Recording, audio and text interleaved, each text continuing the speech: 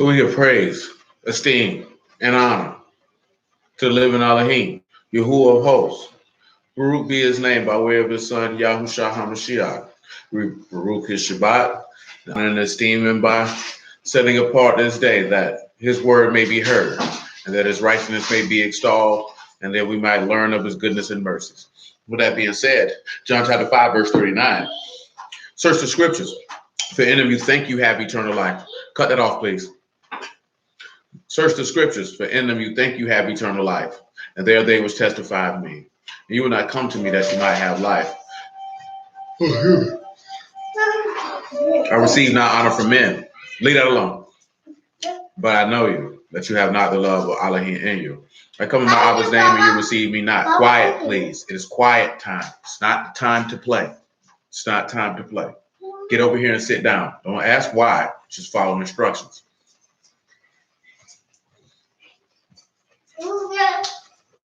So I gotta start over. Y'all get somewhere and sit down, please. Children. I didn't ask you that. I asked you to sit down.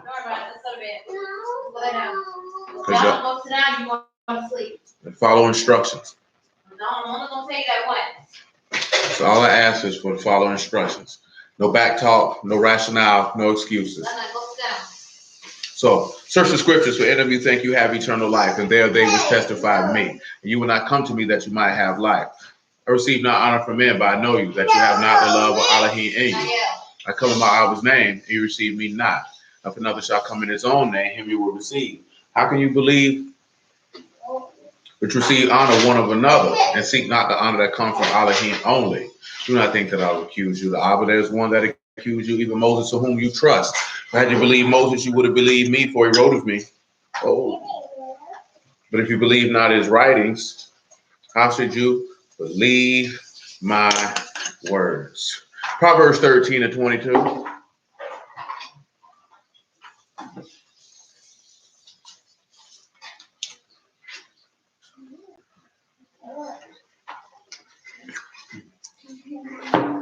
I wasn't nothing but a little L-arginine.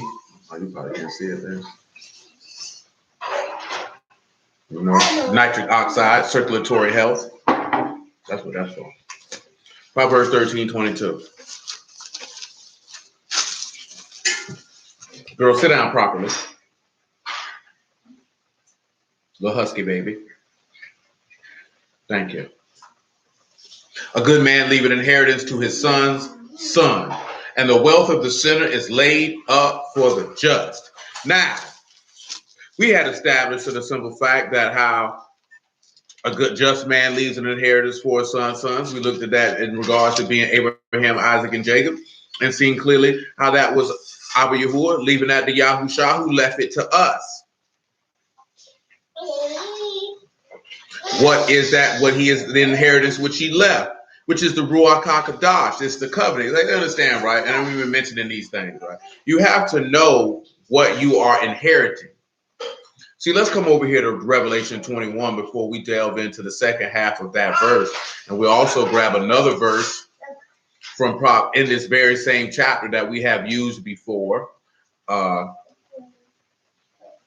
the past. That's why I think I skipped over it when we were going through it, because we've used it several times. But we'll bring it out again, if it be God's will. But let's go over here to Revelation chapter 21.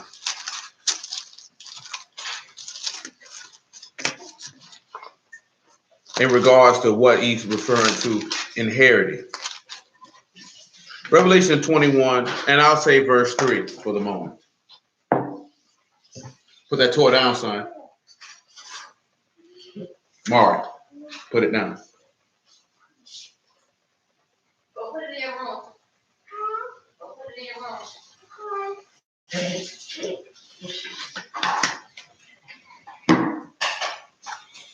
And I heard a great voice out of Shamahim saying, behold, the tabernacle of Elohim is with men, and he will dwell with them, and they shall be his people. And Elohim himself shall be with them and be their Elohim.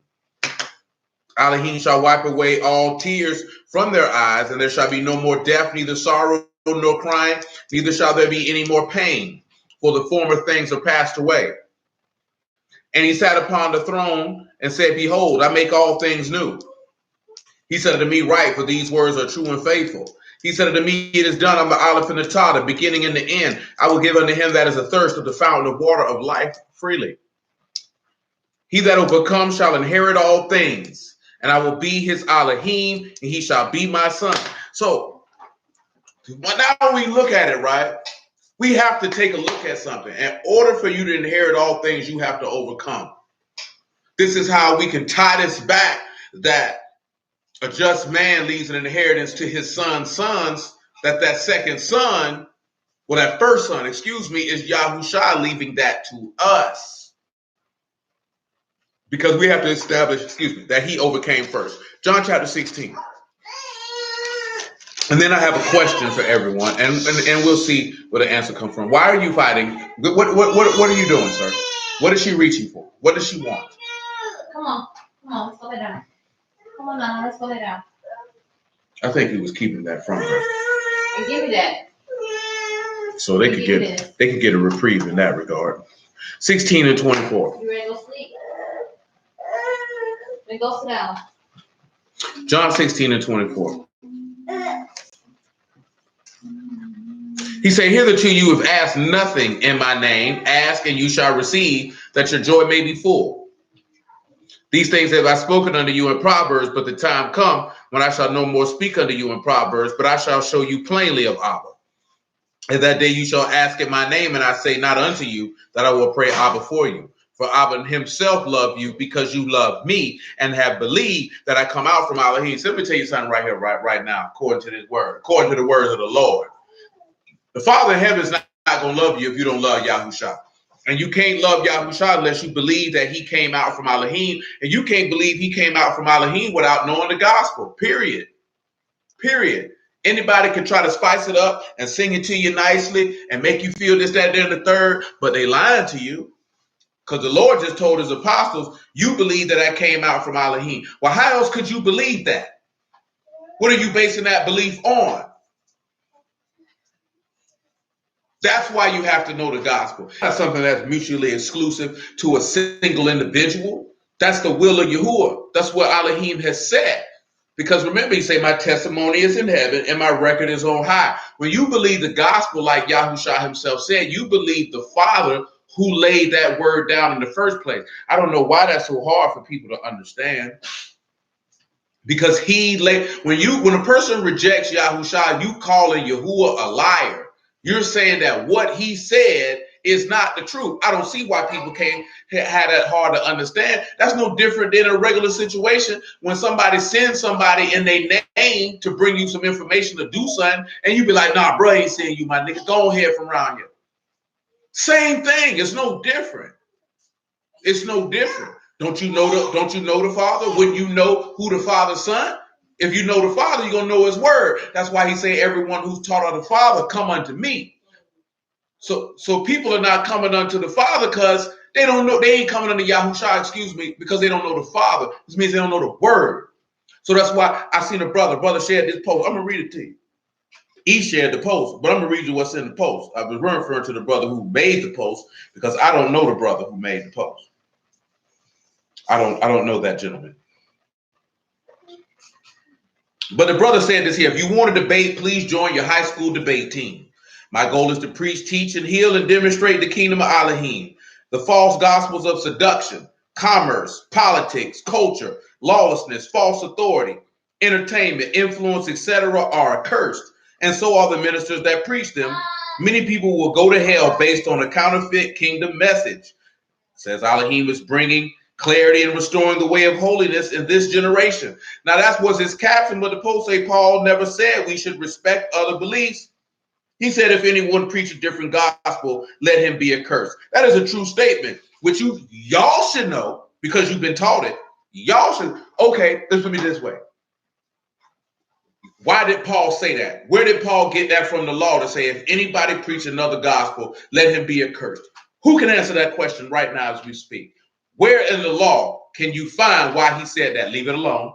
Sit on your Bible. Grandma, don't play with it. Who can answer that question? Who can answer that question this day? Where did Paul get that from? Where did he get it from? Why did he say it? He got it from the law. Y'all wise people, y'all should know the answer to that question. We have one man who chose to answer it, but someone else like to take a try.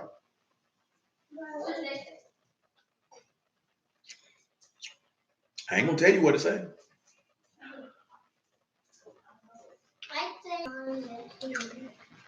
Anybody else?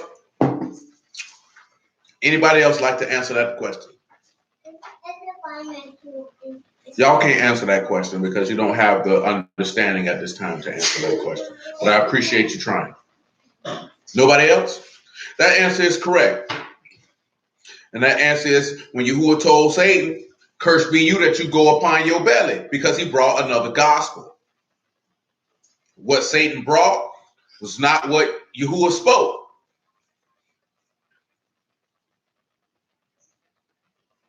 Yeah, but that's not where he got that from. You know what I'm saying? And that don't even come from Paul himself.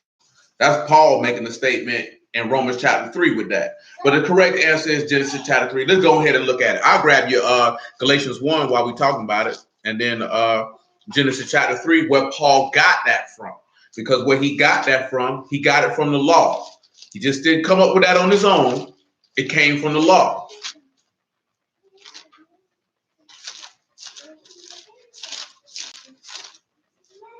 Galatians chapter 1 and verse 6. Galatians chapter 1 and verse 6. I marvel that you are soon removed from him that called you into the grace of a Mashal unto another bizarre gospel, if you will, which is not another, but there be some that trouble you and will pervert the gospel of a Mashal. But listen to what he said, so he's telling you whether it's him, Barnabas, the apostles, or anybody else, or an angel from heaven.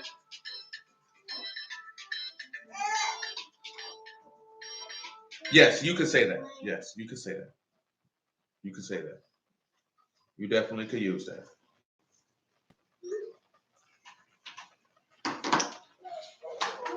He said, but though we or angel from heaven preach any other gospel unto you than that which we have preached unto you, let him be accursed.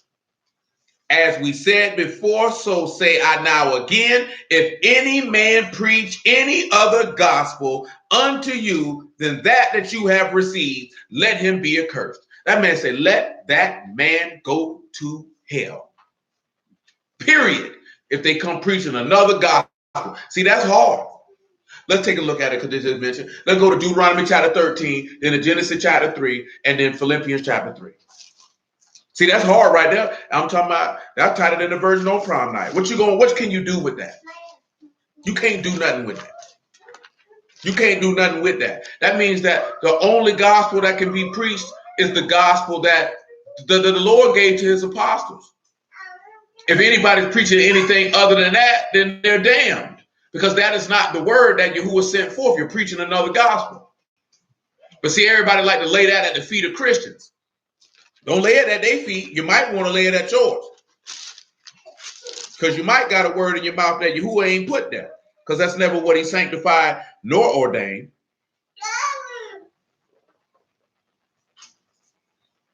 See, 13 and 1. Because 13 and 1 is going to tie in, of course, with the beast. Because the beast is going to be coming, preaching another gospel. And you're supposed to know that this person is accursed. Y'all need to stop playing with that blanket, or you can get a blanket on your bed. And there it is. If there arise among you a prophet or a dreamer of dreams, and give you a sign of wonder, and the sign of wonder come to pass, wherefore he spake unto you, saying, let us go after other gods, which you have not known, let us serve them. You shall not hearken unto the words of that prophet or that dreamer of dreams, for Yahuwah your Elohim proved you to know whether you love Yahuwah with all your heart and with all your soul, and you should walk after Yahuwah your Elohim and fear him, and keep his commandments and obey his voice, and you shall serve him and cleave unto him. And that prophet or dreamer of dreams shall be put to death, because he's spoken to turn you away from Yahuwah your Elohim, which brought you out of the land of Mizraim and redeemed you out of the house of bondage, to thrust you out of the way which Yahuwah your Elohim commanded you to walk in. Shall you put evil away from the midst of you? Because they come and bringing another gospel. He said they ought to die. Leave that alone. Genesis chapter 3. Grandma, you're hard-headed. You're hard-headed. Y'all know what he told her in Genesis 3. You will not surely die. Eat of this tree. We ain't got to read all that because y'all know it. Genesis 3 and 11. And from after this, Philippians chapter 3. He said, who told you that you walk naked? Have you eaten of the tree wherefore I commanded you that you should not eat? The man said, the woman you gave to be with me, she gave me of the tree and I did eat. You who have said unto the serpent, because you have done this, cursed are you, cursed above all cattle, every beast of the field. Upon your belly you shall go, and dust you shall eat all the days of your life. He got cursed because he brought another gospel. Because the gospel that was brought was don't eat from this tree. Eat from all of these other ones. He brought something different that got him cursed.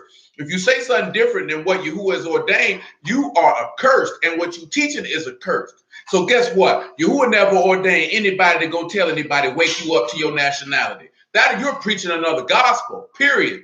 I know people may not like it. I know it might offend people, but it is what it is, because you can't go in this book and see that Yahushua told anybody at any time to go teach that. I'll wait for it. You can't find that.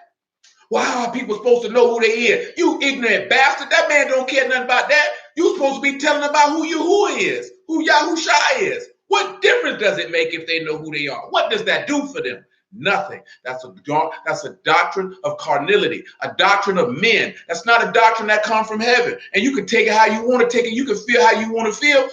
And if you don't like it, holler at me and we could go through the text, precept on precept, however you want to do it, and we could prove what the word is and what it's not.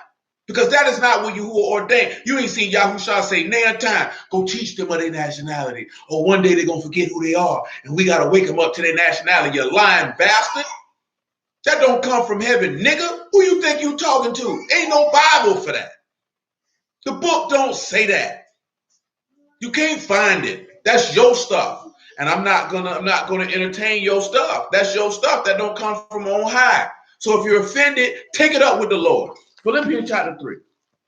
Go, white quality control, man. I ain't got nothing to do with that. Philippians 3 and 12. At the end of the day, point blank period. Words say what it say. You either believe it or you don't.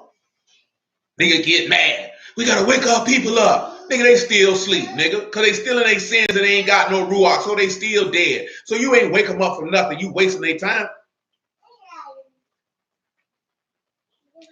You wasting their time. And you damn. That's what the words say. That's what the book say. That's not what I say. I didn't say if you taught another gospel, you'll be accursed. The word did. Oh, that's Paul letters. It don't count. Well, you see, he got it from the law. So now you're doubly damned. You know what I'm talking about? Because now you lack understanding on top of you being unbelieving and disobedient. Nevertheless, Philippians 3 and 12. He said, not as though I already attained, either were already perfect, but I follow after, if that I may apprehend for that which also I'm apprehended of the Mashiach Yahushua. Brethren, I do not count myself to have apprehended, but this one thing I do, forgetting those things which are behind, reaching forth unto those things which are before. I press towards the mark of the prize of the high calling of Elohim and of Mashiach Yahushua. Indeed.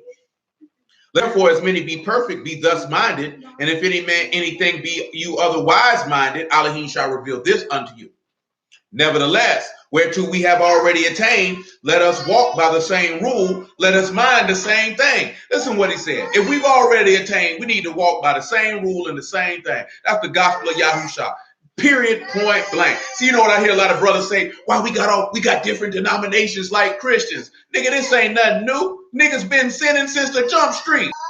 Niggas ain't been following what the word said from the jump street. But you had in your mind that you was going to grab this culture and you was going to have this nation. Like niggas kill me, we got to build a nation. You don't remember what John the Baptist told you?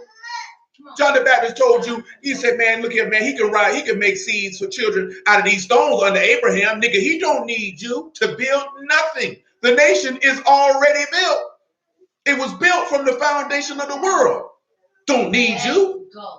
That's your pride. See, you want Yahuwah to need you because it'll make you feel better about yourself. Yahuwah don't need any man to do anything because he's Yahuwah with or without you. That's what we forget. Yahuwah is with is Yahuwah with, he the one who's self-existing and self-sustaining. He don't need us to exist. He don't need us to sustain him. That's why he said in Psalm 50, he said, if I was hungry, I wouldn't tell you.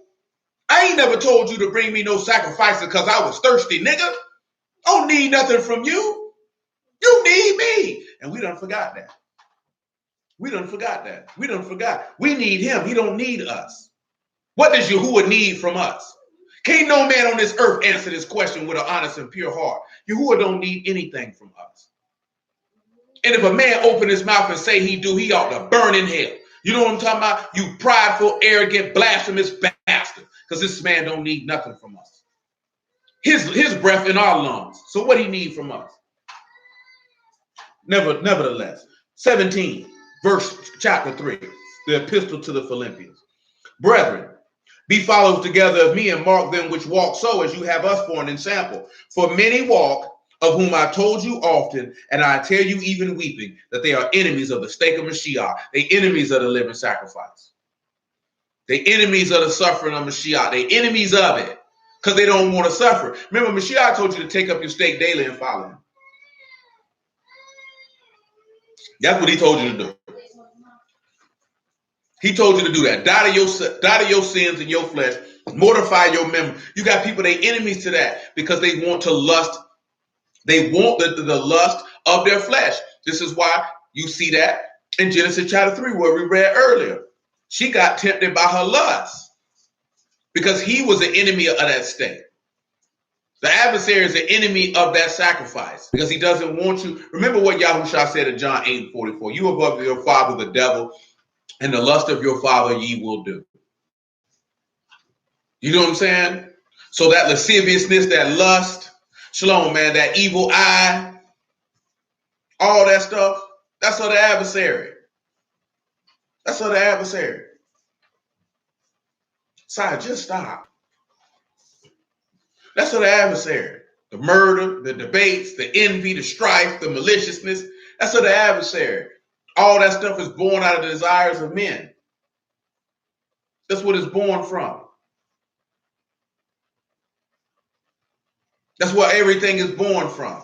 I seen a brother the other day, he was like, sometimes he questioned God when he see little children get snatched. What you questioning him for? Yahuwah ain't got nothing to do with that. You can't lay at the feet the thought of wicked men because why? You got it in your mind that he's supposed to stop everything. That man never told you that. You don't even see instances of him coming down, stopping injustice. Man never told you that. That man never said, I will come down and do this and do that. Man never told you that. If that's the case, he could have stopped Joseph from going to jail. Could have stopped Samson from getting captured. Can he do it? Absolutely, he can do it. But he never said he would do that. You have to blame wickedness where wickedness is supposed to be blamed, with men.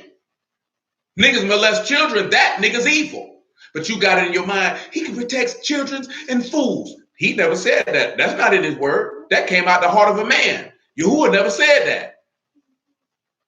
The man never said I will intervene every time I see that. He said, don't marvel when you see an injustice done in the province, for he that's higher and high saw it all. And the men will reap what they going to pay for.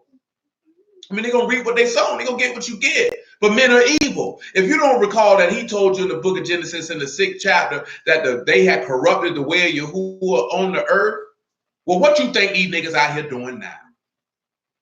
Why do you think he going to come back this time with fire and take them out? Because they doing the same thing they did during the time of the flood. They taking the way of Yahuwah and they making it perverse. They corrupted. Matter of fact, let me see what words used for corrupt in that verse because I want an accurate description. Let Yahuwah be praised and let his name be thanked. Because without his word, where will we be? We be men most miserable and surely set out, primed and ready for death.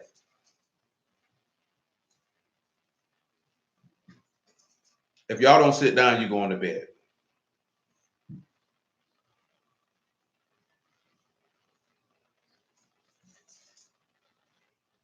And that's the last time that I'm going to say it. The word that we have here for corrupted is shakad, and they have spoiled, they have ruined, they have perverted, they dealt corruptly, they have destroyed, they have marred, they have injured, they have rotted, they have gone to ruin. That's what they did with the way of Yahuwah on the earth. I think people doing with it now. The only way that you could do that is if you have it. Hey, sit down. You done messed with that blanket 45 times. Either lay up under it or go get in the bed. It don't take all of that. That's unnecessary. That's overkill. At this point, you're playing around. Do you understand? Thank you, ma'am. Come on back to Philippians chapter 3. Oh, we never left, so. Verse 19, whose destruction, whose God is their belly, whose esteem is in their shame, who mind earthly things. And that's what ends up happening with people who preach another gospel. Your God is your desires. Remember, because that's what he said will go along with the serpent. He'd go upon his belly because the serpent desires his will. Those who are of him, whose end is going to be destruction, they mind earth. Remember what Yahushua told Peter? He said, get behind me, Satan, for you desire the things that be of man and the things that not are Elohim. Pay attention to what people are preaching. Are they preaching the thing? Let's take a look at that. Matthew chapter 16 before we go back to John 16. Because I want y'all to understand that of what people are preaching. You're supposed to have discernment. You can only have discernment by reason of use of the word. When you know the word and you use the word, you can discern what is of Elohim and what is not. At the end of the day, what is my job to do? To show you the difference between the clean and the unclean, the profane and the holy, and for you to know your Elohim. It's very, very simple. There's not much more to it than that. This fourth, as you talking about, is in disseminating the text. So if you don't have the ability to make the difference between what is set apart and what is common, what's clean and what's not, what's of Yahuwah and what's not, that's your fault. That's your fault. That was going to rest in your lap. There ain't nobody else's fault but yours. Nevertheless, 16 and 21 of the book of Matthew. He said, from that time forth began Yahushua to show unto his disciples how he must be Jerusalem and suffer many things of the elders, chief priests and scribes, and be killed and be raised again the third day. Now remember, y'all know this. Y'all should be able to know that. You can find this from Genesis to Malachi. Never read Matthew through John of what that man stated was going to happen to him. Now, of course, he knew that that was the will of Elohim. Now, Peter is going to mention, and understandably so for where he was at that time, he's going to be thinking as a man thinks. And why would he not? Then Peter took him and began to rebuke him, saying, be it far from you, Lord, this shall not be unto you. But he turned and said, get you behind me, Hashatan, you are an offense unto me. That's how you should feel about the adversary. You should be offended. This is why Paul said they preach another gospel, let him be accursed, because I am offended that you would even insult me by bringing such frivolous things to me. I am insulted. You have disrespected all my sensibilities. Nevertheless, he say, for you savor not the things that be of Elohim, but those that be of men. So you got to ask yourself, when somebody is opening up and speaking the text, are they speaking the things that be of Elohim, or are they speaking the things that be of man? And if you don't know the difference, well, I don't know what to tell you. Do you know what I'm saying? And when I say I don't know what to tell you, I'm referring to the mass majority of people who on here and been on here for a long season. You should know better than that. You should know the things that be of Elohim and the things of man. Because remember, he said, the lust of your father ye will do. He told you to set your affections in heaven where Hamashiach sit at the right hand. You understand?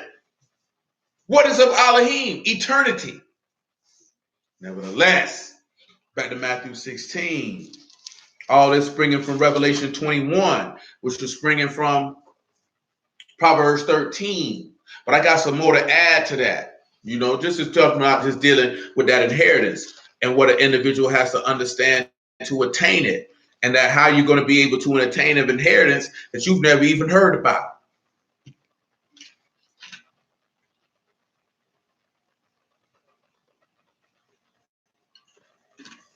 Jay Bird. I'm put this in trash. Okay. Thank you, sir.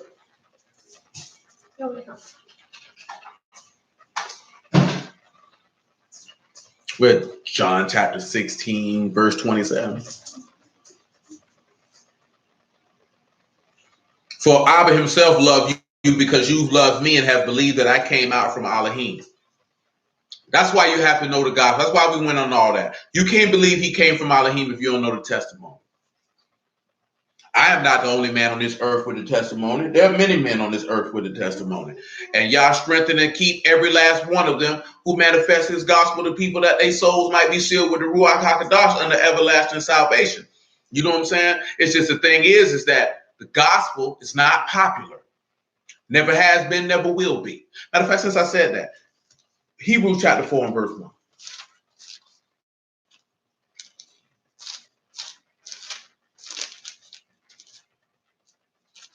Matter of fact, pick it up at Hebrews 3 and 16, and I'll just flow it like that.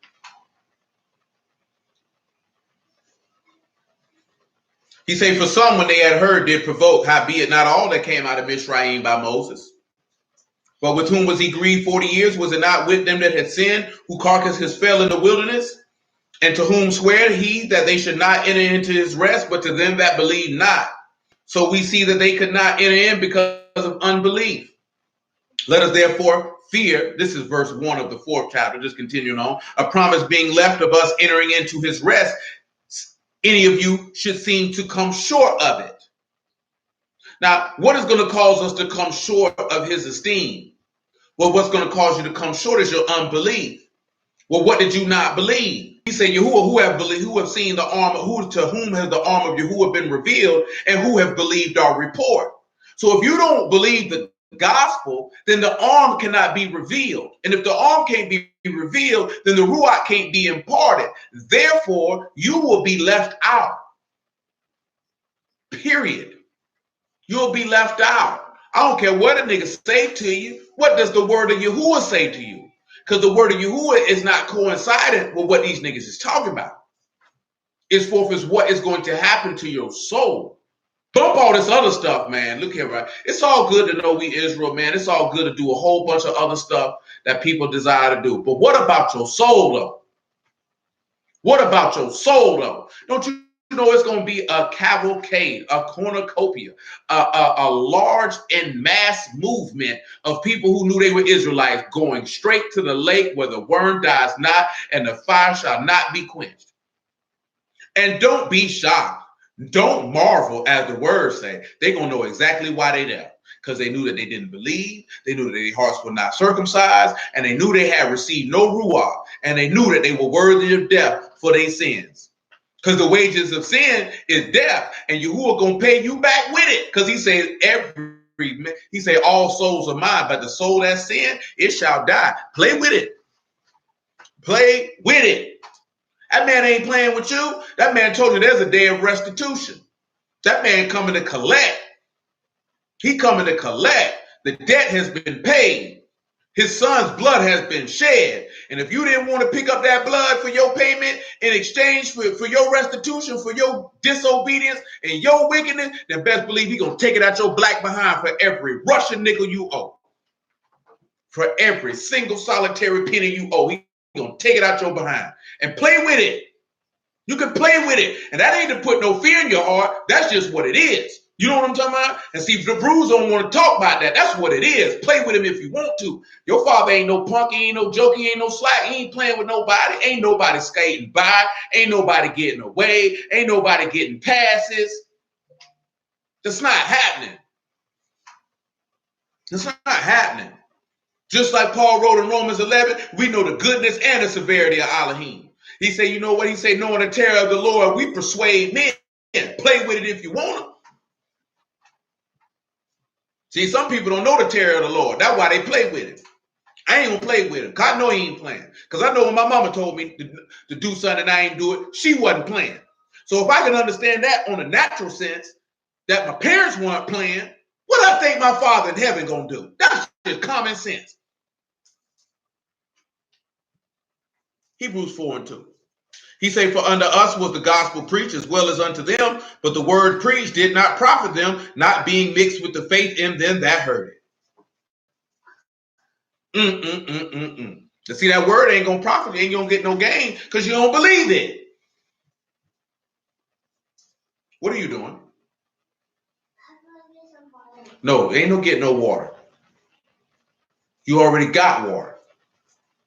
So you don't need any more. You with the shenanigans. Sit down. John chapter 16. You got 2 whole cups of water over there. Drink that.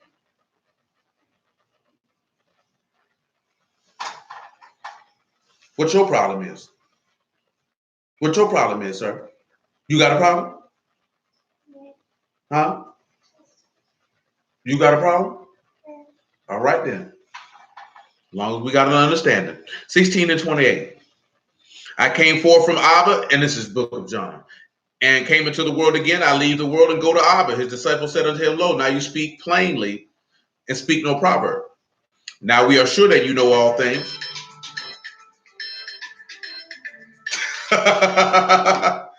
Oh, that's funny. He said, now we are sure that you know all things and need not that any man should ask you. By this, we believe that you come forth from Elohim. Yahusha answered them, do you now believe? Behold, the hour come, yea, and it's now come, that you shall be scattered every man to his own and shall leave me alone. And yet I am not alone because Abba is with me. These things have I spoken unto you that you might have shalom. In the world you shall have tribulation, but be of good cheer. I have overcome the world. And because he overcame the world, he inherited all things. So I meant to read this verse to y'all Wednesday, but I'm going to get in a second. Come to 1 John chapter 4. 1 John chapter 4, verse 1. From 1 John 4 and 1 to, dang, it was just in my head. Now I forgot. Acts chapter 26.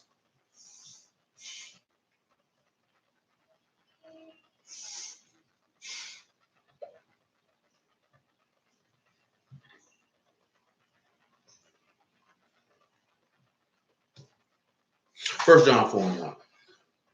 Beloved, believe not every ruach, but try the ruachs, whether they are of Elohim, because many false prophets are gone into the world. You ought to know, like this here, right? We talked about this a long time ago. On the harvest is plentiful, but the laborers are few. Now remember, it was 12 men that had to teach the whole world the gospel. And they went city to city, ordaining elders, and teaching them the gospel so that they could have men who had that word in those cities to teach men. That's why you keep seeing that when you see that in Timothy and Titus, when they talk about an elder, a pastor, a bishop, that they were taught the word. Because so you could be an apostle and be a pastor, but you could be a pastor and not be an apostle. And you can't say you an elder and you don't have the gospel. Nigga, who stamped you? Who taught you? How you a pastor don't have the gospel? How you a teacher don't have the gospel? How you an evangelist don't have the gospel? Where did you get your credentials from? Nigga, who taught you, nigga? Where did you come from? Oh, you taught yourself, huh? Oh, you sent yourself, huh? That's the only way you can figure it out. How y'all think the gospel proliferated throughout the earth? We done went through that before. 12 men had to teach the whole world. That's why he said that. The harvest is plentiful, but the laborers are few. Pray you that the Lord of the harvest send more laborers into his harvest. So you know what he was sitting there telling you. He's telling you, you better hope I send more apostles. Pray I send more of them. Pray I send more men who are stewards of Elohim who hold the mystery. Because how else are the people going to learn it? The gospel is not you being Israel. That don't come from you. That's not no revelation. And if a nigga tell you, God revealed to me that I was an Israelite, that nigga lying on that man. And these niggas think stop lying on that man. All the things that Yahuwah could reveal, and that's what he revealed to you. And where's your standing in the book for him revealing somebody their nationality? Nigga, who you think you talking to? A dummy? A dummy. All the things that you see in the text that Yahuwah done revealed from heaven. And you mean to tell me he going to reveal a nationality and you thought I was stupid enough to purchase that from you? Come on, man. Come on, man. You know how many times I've heard a Bruce say, God revealed to me that I was an Israelite. You lying on that man. Stop lying on that man. You know what I'm talking about? Don't you know you're going to have to stand before that man for lying on him? Now just imagine when Yahuwah look you in your face. Nigga, I ain't never told you that. Why you lied on me and said I said that? I ain't told you that. Come on, man. You got to pay attention to stuff when people are like, God revealed this to me. It'll never be no gospel. There'll never be no gospel. Anytime you read somebody in the text and y'all reveal something to them, it be some gospel. It be something that's pertinent to the salvation of man. This stuff only pertinent to them. And we stupid enough to believe it. You ain't never heard of the prophet. Nan time in the book say God revealed this to me because that's just for me. Nigga, stop it. You selfish bastard, you stop it. Junk's disgusting. It's vile. And it's time to start calling people out for that stuff and stop accepting it and asking ourselves why we believe this crap. It ain't right. It just ain't right. Nevertheless, hereby know you the Ruach Elohim. Now, he's going to tell you how you know. We just talked about this not too long ago. Every Ruach that confessed that Yahushua HaMashiach is come in the flesh is of Elohim. Well, how can you confess that if you don't know the word? And every Ruach that confess not that Yahushua HaMashiach is come in the flesh is not of Elohim. This is the Ruach of anti-Mashiach, where you have heard that it should come and even now already is in the world. You are of Elohim, little children, and have overcome them, because greater is he that is in you than he that is in the world. Now, guess what? That Ruach of truth that's in you, that Ruach HaKadosh that's in you, how did you receive it? He that believe on me, as the scripture has said. That's the only way you could have received it. And that's greater to see. Guess what, man? Nigga, you ain't great because you know you an Israelite, stupid. Somebody who got the Ruach is greater than anybody on this earth because he's got the goodness of Elohim dwelling in him. Yahuwah himself is in him. The living God in him. That's not even important. See, that's that Christian stuff. Stupid niggas. Niggas just dumb. They make me sick. Make you want to regurgitate right in your mouth. Don't even drink no 7-Up afterwards. Nevertheless, they are of the world, therefore speak they of the world, and the world hear them. We are of Elohim. He that know Elohim hear us. He that is not of Elohim hear not us. Hereby know we the Ruach of truth and the Ruach of error. Come over here to John chapter 8. That's all you need to know. If they was a Elohim, they hear the gospel. They don't hear the gospel because they're not a Elohim. I don't see what the problem is. I don't see why people shock. I don't know why dudes think Yahuwah want everybody and everybody is of Yahuwah. Man, Yahuwah don't fool with all these people because Yahuwah already know these dudes as slime balls. He already know they don't trust in him and believe in him. He already know this. You know it. You just don't want to believe it. That's a good brother. He done woke up a lot of people. Yahuwah looking at him in good where and how and when.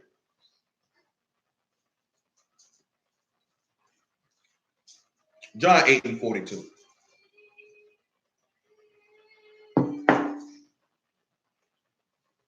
Yahushua said unto them, if Elohim were your Abba, you would love me, for I proceed forth and came from Elohim, neither came of myself, but he sent me.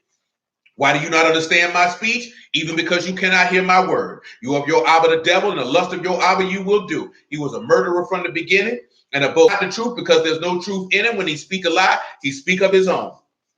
For he is a liar and a father of it. And because I tell you the truth, you believe me not. Which of you convince me of a sin? And if I say the truth, why do you not believe me? He that is of Elohim hears Elohim's words. You therefore hear them not, because you are not of Elohim. And y'all already know what here is. That's Shema. That's faith. He's telling you what it is. He's telling you what it is. So if the gospel is brought forth and the don't want to hear it or reject it, guess what that just told you? They not of Yahuwah. Accept it and move on with your life. You know what I'm saying? I don't know why we make this difficult. Yahuwah done laid the play out. He done told you everything you need to know, how to peep the play and everything. The realest that ever lived, man. The realest that ever do it. He equipped his children. What father you know don't equip his children to go out there in the midst of the world? See, that's what we be failing at, because we don't equip our sons of what befalls them in the world to have them be able to move expertly, if you will, wisely, if you will. Yahuwah set it up so his sons move wisely. Because I'm going to tell you everything you need to look for, son. I'm going to give you the whole play, son. When this happened, this is what you do. When you see this, this is what it is.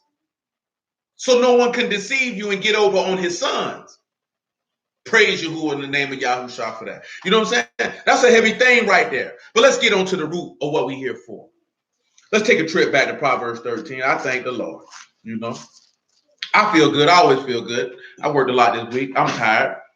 But you know, I ain't never too tired for the word. I ain't never been too tired for the word.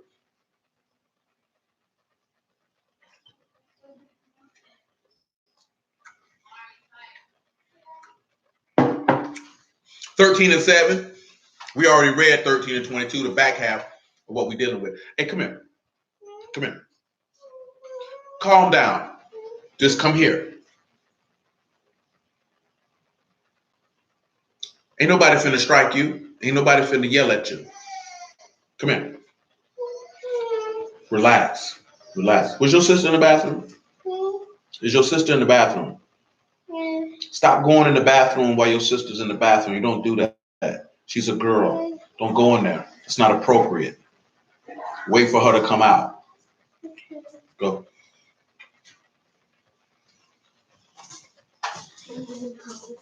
No, you can go sit down, or you got to use the bathroom.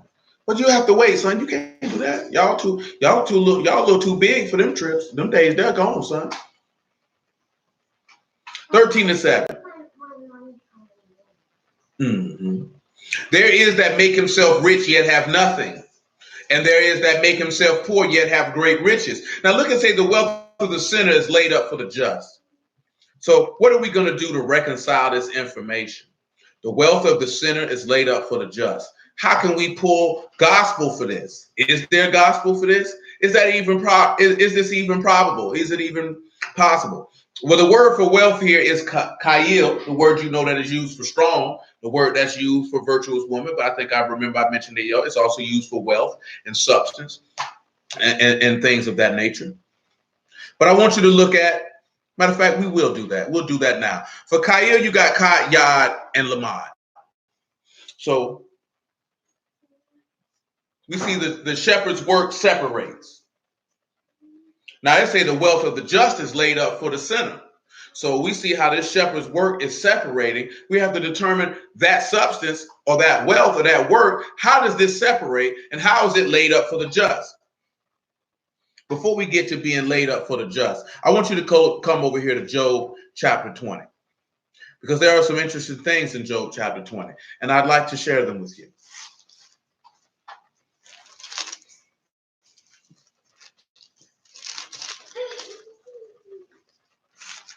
Are you okay? What would you need? What do you need, sir? No, you don't need any water. No, you don't need any water. It's 9 o'clock at night.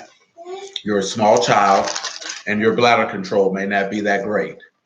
So, no water for you, sir. So go sit down. Stop pulling on your shirt collar, because that's how you stretch your collar out, and then your shirt's going to look like you smoke crack.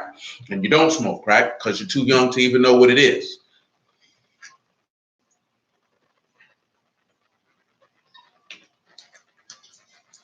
Job chapter 20 and verse 1. Then answered Zophar the Naamathite and said, therefore do my thoughts cause me to answer, and for this I make haste.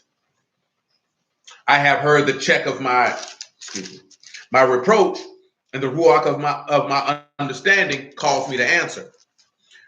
Know you not this of old, since man was placed upon the earth, that the triumph of the wicked is short, and the joy of the hypocrite is but for a moment. Though his excellency mount up to heavens and his head reach unto the clouds, yet he shall perish forever like his own dung, and they which have seen him shall say, where is he? Pause. Y'all should already know what this is.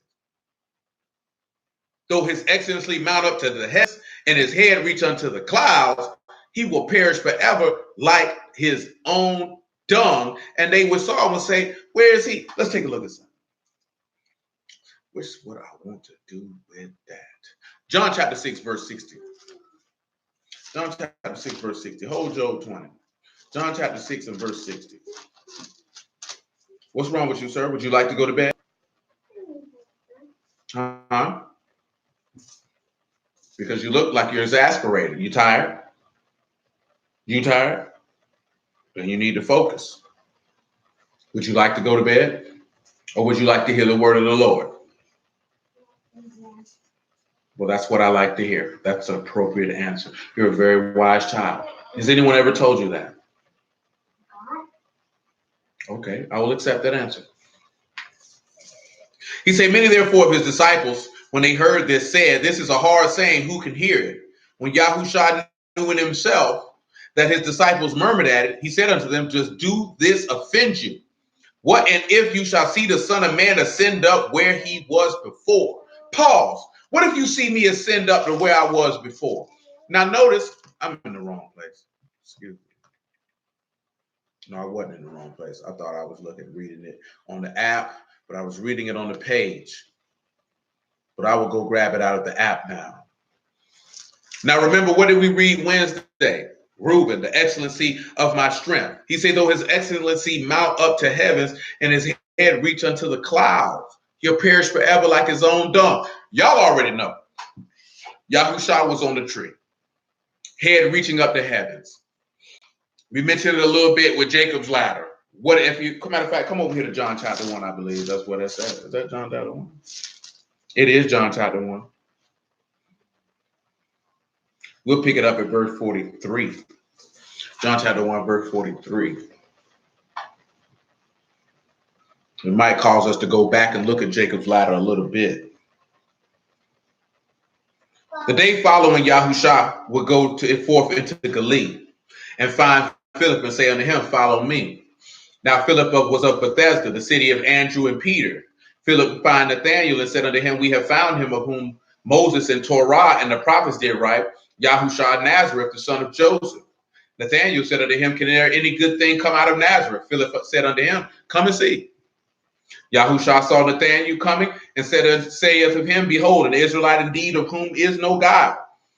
Nathanael said unto him, whence know you me? Yahusha answered and said unto him, before that Philip called you, when I saw you, you was under the fig tree, I saw you. Nathanael answered and said unto him, Rabbi, you are the son of Elohim. You are the Malach of Yasharal. Yahusha answered and said unto him, because I said unto you, I saw you under the fig tree, believe you? You shall see greater things than these. Well, you can see that right there. Well, he didn't take Nathanael much. Nathanael said, well, you see me up under that tree? I knew I was up under that tree. Oh, you the son of God. I'm good. I'm rolling. Boy. Boy, these niggas now, that's how you know Philip was, Nathanael was an Elohim. That's all it took. Look at what Yahusha told. He said, you believe because I told you that? Shoot. Wait till you see more. I got way more than this here. If this is all it takes, wait till you see the great. He said, I got greater works than these. Greater things than these. You don't see something greater than this. And guess what he saw? Him being crucified on a tree. The greatest thing he ever could have seen. A man offer his life for the sacrifices of his creation. Nevertheless, he said unto him, truly, truly, I say unto you, hereafter you shall see Shamahim open and the Malachim of Elohim ascending and descending on the Son of Man. Now that take you back to what's in Genesis. Let's take a look. We done dealt with this before, but it's always good to, sometimes I have to remember that we do have to go back and pull this stuff out. Pause. No matter how many times, no matter how long ago we went over it, because we just can't be like, oh, you remember. Because some of y'all weren't even here. You know what I'm saying? And I know everybody's not going to be like, oh, I'm going to go watch all the videos. That's not, that's not tangible at this time. A couple years ago, 3-4 years ago, I'd have told you, yeah, you might need to go check that. But now it's too many of them. So that's not realistic. See, when it wasn't that many of them, I say you need to go catch up. But now it's too many of them. I can't, that's just not going to happen. Now, we kind of talked about this here, Genesis 28. We did go over it a little bit more. But we'll do it again. We look at verse 12, right? He dreamed, and behold, a ladder set up on the earth, and the top of it reached to heaven. Let's look at this word for ladder. I just really want the characters more than anything versus the definition of the word.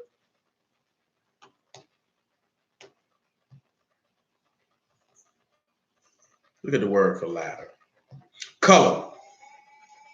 We got Samak, Lamah, and Meme.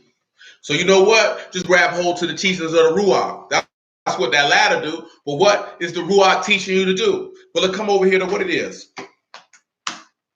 Luke 24. I'll use that.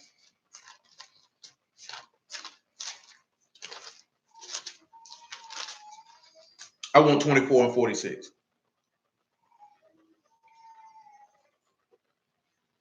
And it said unto them, thus it is written, thus it behooved the Mashiach to suffer and to rise from the dead the third day, and that repentance and remission of sins should be preached in his name among all nations, beginning at Jerusalem, and you are witnesses of these things.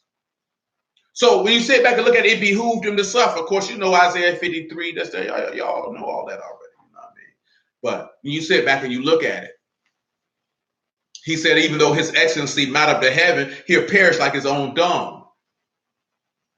But you know, dung does what? It dissipates and it goes away. And they will say, where is he?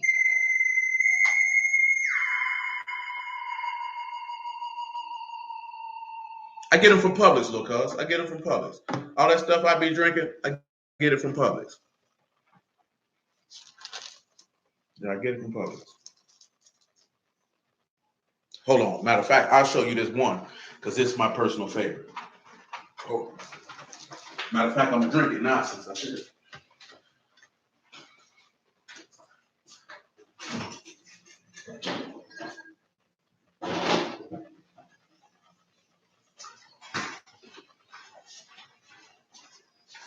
Yeah, these right here. Yeah, I really like these right here. They got 3 kinds.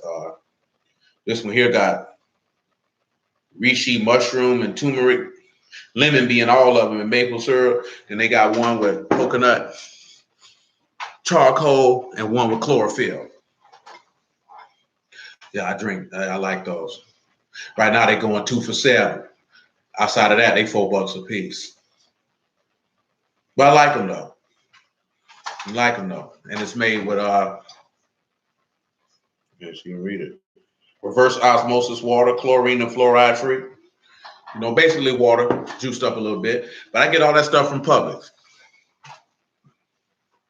So when you look at this here, right, that his sufferings, that the gospel is bearing witness of his suffering for remission of sins. I mentioned Acts chapter 26. Let's take a look at it.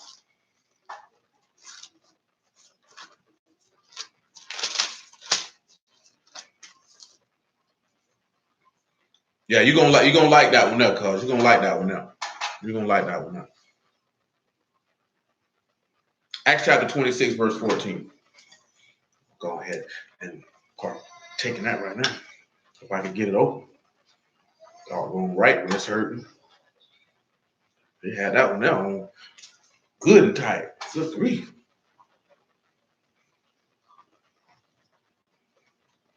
Well, dang.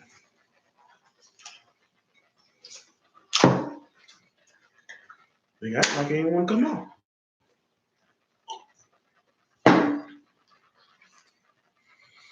And when we were falling to the earth, I heard a voice speaking unto me, saying in the Abarim tongue, Saul, Saul, why persecute you me? Is it hard for you to kick against the pricks? He said, who are you, Lord? He said, I'm Yahushua, whom you persecute. But rise and stand upon your feet, for I have appeared unto you for this purpose, to make you a minister and a witness both of these things which you have seen, and of those things in which I shall appear unto you, delivering from you from the people and from the Gentiles unto whom now I send you, to open their eyes and turn them from darkness to light, from the power of Hashatan and the Elohim, that they may receive forgiveness of sins and an inheritance among them which are sanctified by the faith that is in me. For sure. I feel you. Ain't nothing wrong with it. They definitely work. And they definitely serve a purpose. We've been talking about that like shoot. Body heal itself. You know, of course, you're not gonna live forever. You know what I'm saying, on the natural side, but the body heals itself.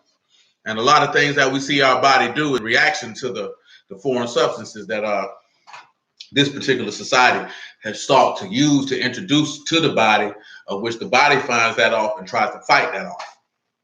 You know what I'm saying? And shoot, that's why I ain't never really, I ain't know no science or nothing like that. That's why I was never really big on medicine and taking all that other stuff, because I just didn't trust them people. So I just felt like, shoot, if my body can't beat it off, then I'm just going to die, be sick for a long time. But I don't want it. You know what I'm saying? I just don't want it. I'm good. I don't want nothing y'all got. I don't want to take it. I don't want to drink it. I don't want your medication. When I was up the road, you know what I'm saying? I know them people pretty much put you in confinement or extra stuff if you don't want to take that medication. I ain't really want to go through all that. Because as soon as I got out, I stopped taking them blood pressure pills they gave. I'm like, I'm straight. I ain't want these joints to begin with. You know what I'm talking about? I'm good. Nevertheless, So you see that he say that the inheritance is those who are set apart by faith that's in him. So what is that inheritance that you get? And notice he say that they may receive forgiveness of sins and the inheritance. Well, you can't get that without the faith. Well, that latter, that his excellency reaching up under heaven so they can see, be like his dung is, where is he? Because remember when the apostles came to the grave, they was like, what you done with the Lord? He gone. Let's take a look at that. John 20. They seen his excellency reach up under heaven. They seen him come down like dung. But then they said, where is he? Where's he at? We don't know. Nobody knows. John 20 and 1.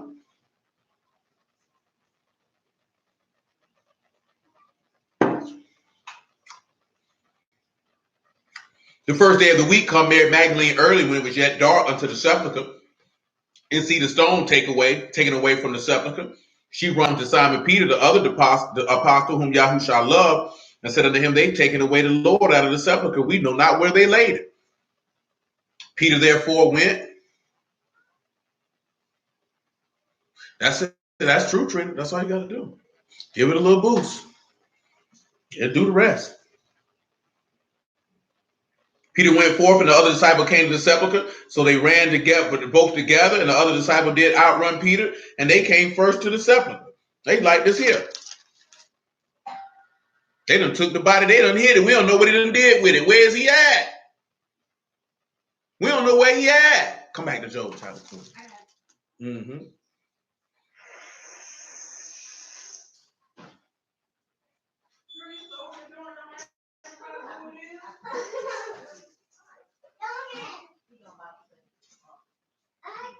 Twenty and 6.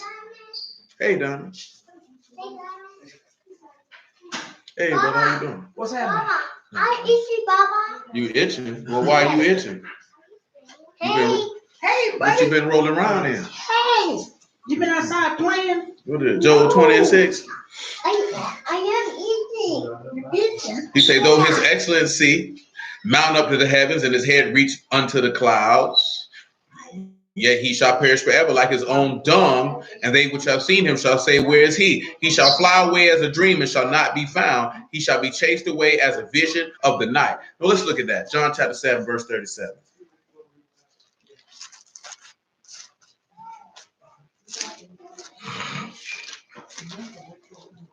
So I tell you, I didn't eat too bad and drink a lot of stuff too bad, but then I got that. Well, I think my man was like it called it a what did he say it was? I can't recall the exact word. It escapes me at the time, but I had a lump up under my arm, and I said, you know what? It's just time to just go all the way live with it instead of a few things here and there.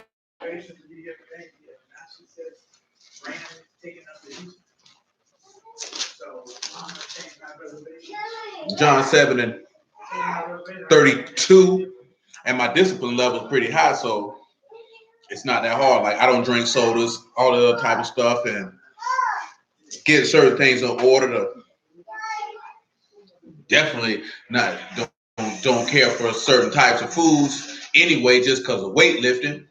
You know what I'm saying? And the last thing we've been looking at is, which I already knew that to a certain extent, but not just really examining it a little bit closer, which is regulating sugar intake and pretty much paying attention to if there's added sugars and eliminating that completely, which I don't really take in anything that has too much added sugar to begin with.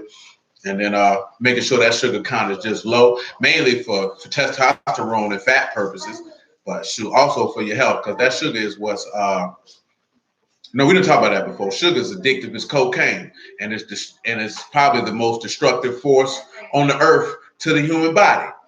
You know what I'm saying? Not glucose, but that fructose. But even still, an overabundance in glucose in your body is definitely not good for you. And then on top of that, because of the certain foods that we eat in the places that we like to go, and you're eating mineral deficient foods, so therefore your body doesn't have the things in it that it needs to be able to function at its optimal level. That's why a lot of people are always sick or develop maladies, and people don't understand why those maladies are there. So, and that ain't got nothing to do with no word. Like I say, you get older, information come out, you learn new things, you know what I'm saying? 20, 25 years ago,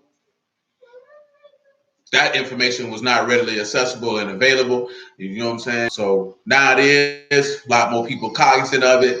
You know, the corporate machine is cognizant of it, so they tried to brand it and co-opt it so that they could probably make, products so they can try to make a profit.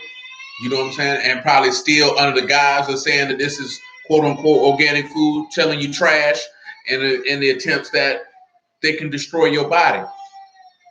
Because they just trying to make money all the way around the board. I want to make money off you eating it. I want to make money while you're sick. I want to make money to treat you for it. And I want to get paid when you die. You know what I'm saying? And that's just how they roll. And it just is what it is. You know what I mean? Ain't no sense of walking around with your face balled up about it. You know what I'm saying? At the end of the day, you adjust and you move accordingly.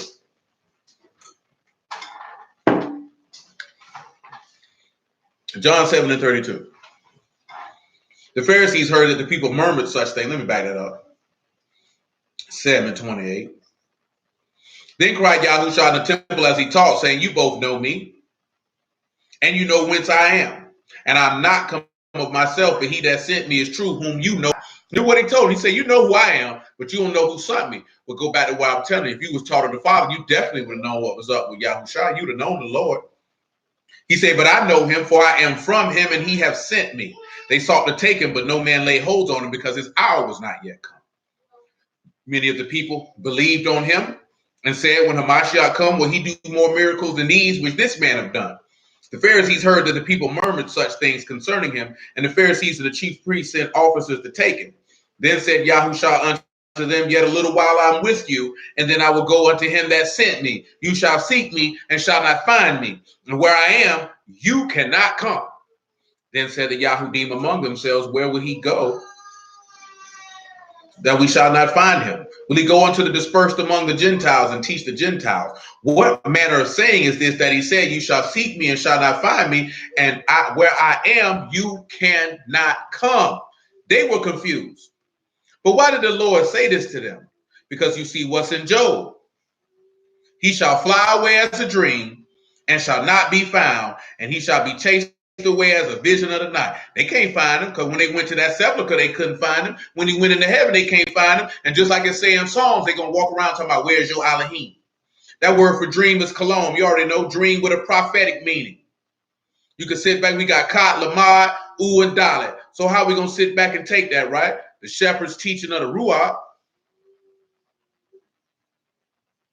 Yeah, but even still, with just going back to Eden, you don't really want to go back to Eden, because in Eden you had unbelief and disobedience, because it wasn't eternal life there.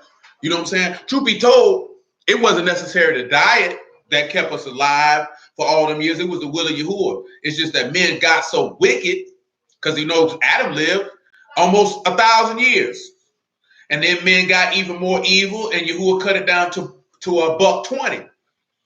And then men got even more evil that Moses said 70 years, 80 if we strong.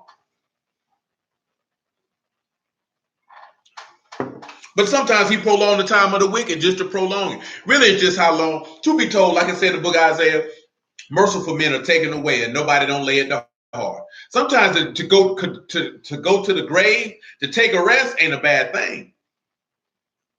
You know what I'm saying? Ain't a bad thing. We just look at it like that because we don't trust that he won't suffer us to see corruption. So people don't have that hope that they'll rise again, that they just resting for a little season. Because just imagine the things that the prophets didn't have to lay their eyes on that happened to happen to this people. The things that Abraham and Isaac and Jacob never had to lay their eyes. They didn't lay their eyes on how their people were up and persecuted in Egypt. Their eyes never saw that. Except for Abraham. He seen it in a vision. You seen how he made it felt. It was horror. Imagine having to see your progeny be beat down and destroyed and killed every day. That's a blessed thing to not to see that. No, I done told you that before, man. Me and my homeboy used to talk about that all the time. Like I used to tell him, like, boy, I don't want to see that. If you talking about our people getting killed and little kids getting killed in the street, this, that, and the third, I don't have a desire to live to see that. I don't want to see that. You know what I'm saying? Niggas can be on that warrior stuff all you want to. At the end of the day, well, that junk's going to break your heart. I don't want to see that. And certain people who are Yahuwah, he won't allow you to see that. Remember what he did for Ahab? As evil as Ahab was, he said, you know what? I ain't going to kill your sons in your time. I spare your eyes from seeing that. See, we don't look at stuff like that, and that be the mercy and blessing of Yahuwah, because we don't know Yahuwah. You know what I'm saying? So we don't even know how good he is that he won't even allow your eyes to see evil. But that word cologne, right? Kat, lamad, u, mean. So you can sit back and see how the teaching separates and secures the ruach, because that's why I say he'll chase like a dream. You can read Isaiah 14. He already told you he was going to slide. You can read Psalm 68. He already told you he was going to slide. That's why I say, what and if? You shall see the Son of Man ascend back where he was before. What if you see that? Nevertheless, verse 9.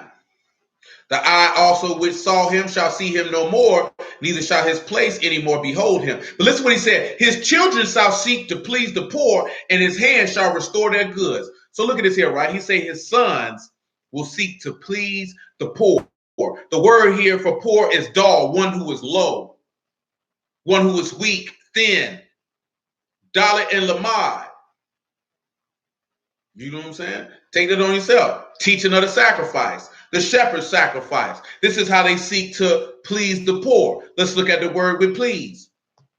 Ratzah, to be pleased with, to be favorable, to accept. Rosh, Sah, and Hey. Yahusha is the way to the highest. Let's take a look at that and see if his sons, because his sons would be the apostles. Because remember, a just man leaves an inheritance to his sons' sons. We already looked at that in Isaiah 59, that this covenant that I made with you and the ruach that I laid on you and the words that I put in your mouth shall not depart out of the mouth of your seed, nor out of the mouth of your seed from henceforth and forever. And not seeds of many, but seeds of one. That seed being Hamashiach. That's what it says. You understand? So when you turn around and you see that the way of the highest, that Yahusha is the way of the highest. So this is how his sons seek to please the poor, those who have the teaching of the sacrifice or know of the shepherd's sacrifice. This is why they're low. This is why they're poor. We kind of read that in Acts 20, that Paul said he did not seek to withhold anything that was profitable unto these people. Acts chapter 28. Because at the end of the day, what we're getting to is that is the wealth. When we look at this here, and we'll look at 2 Corinthians 8:9, because 2 Corinthians 8:9 quotes Proverbs 13:7 word for word. But the wealth of the just is laid up for the sinner. The wealth of the sinner is laid up for the just. And we looked at a couple verses where it's stated that you're strong and we're weak. And we kind of talked about this, and y'all should already know this, that Yahusha was made sin, who knew no sin. So that wealth of that sinner was laid up for us so that we could be just. So he became sin, and that wealth that he had was laid up to give to you. And then you can see that, but we'll make all that plain and clear. We'll make all that plain and clear. Acts chapter 28.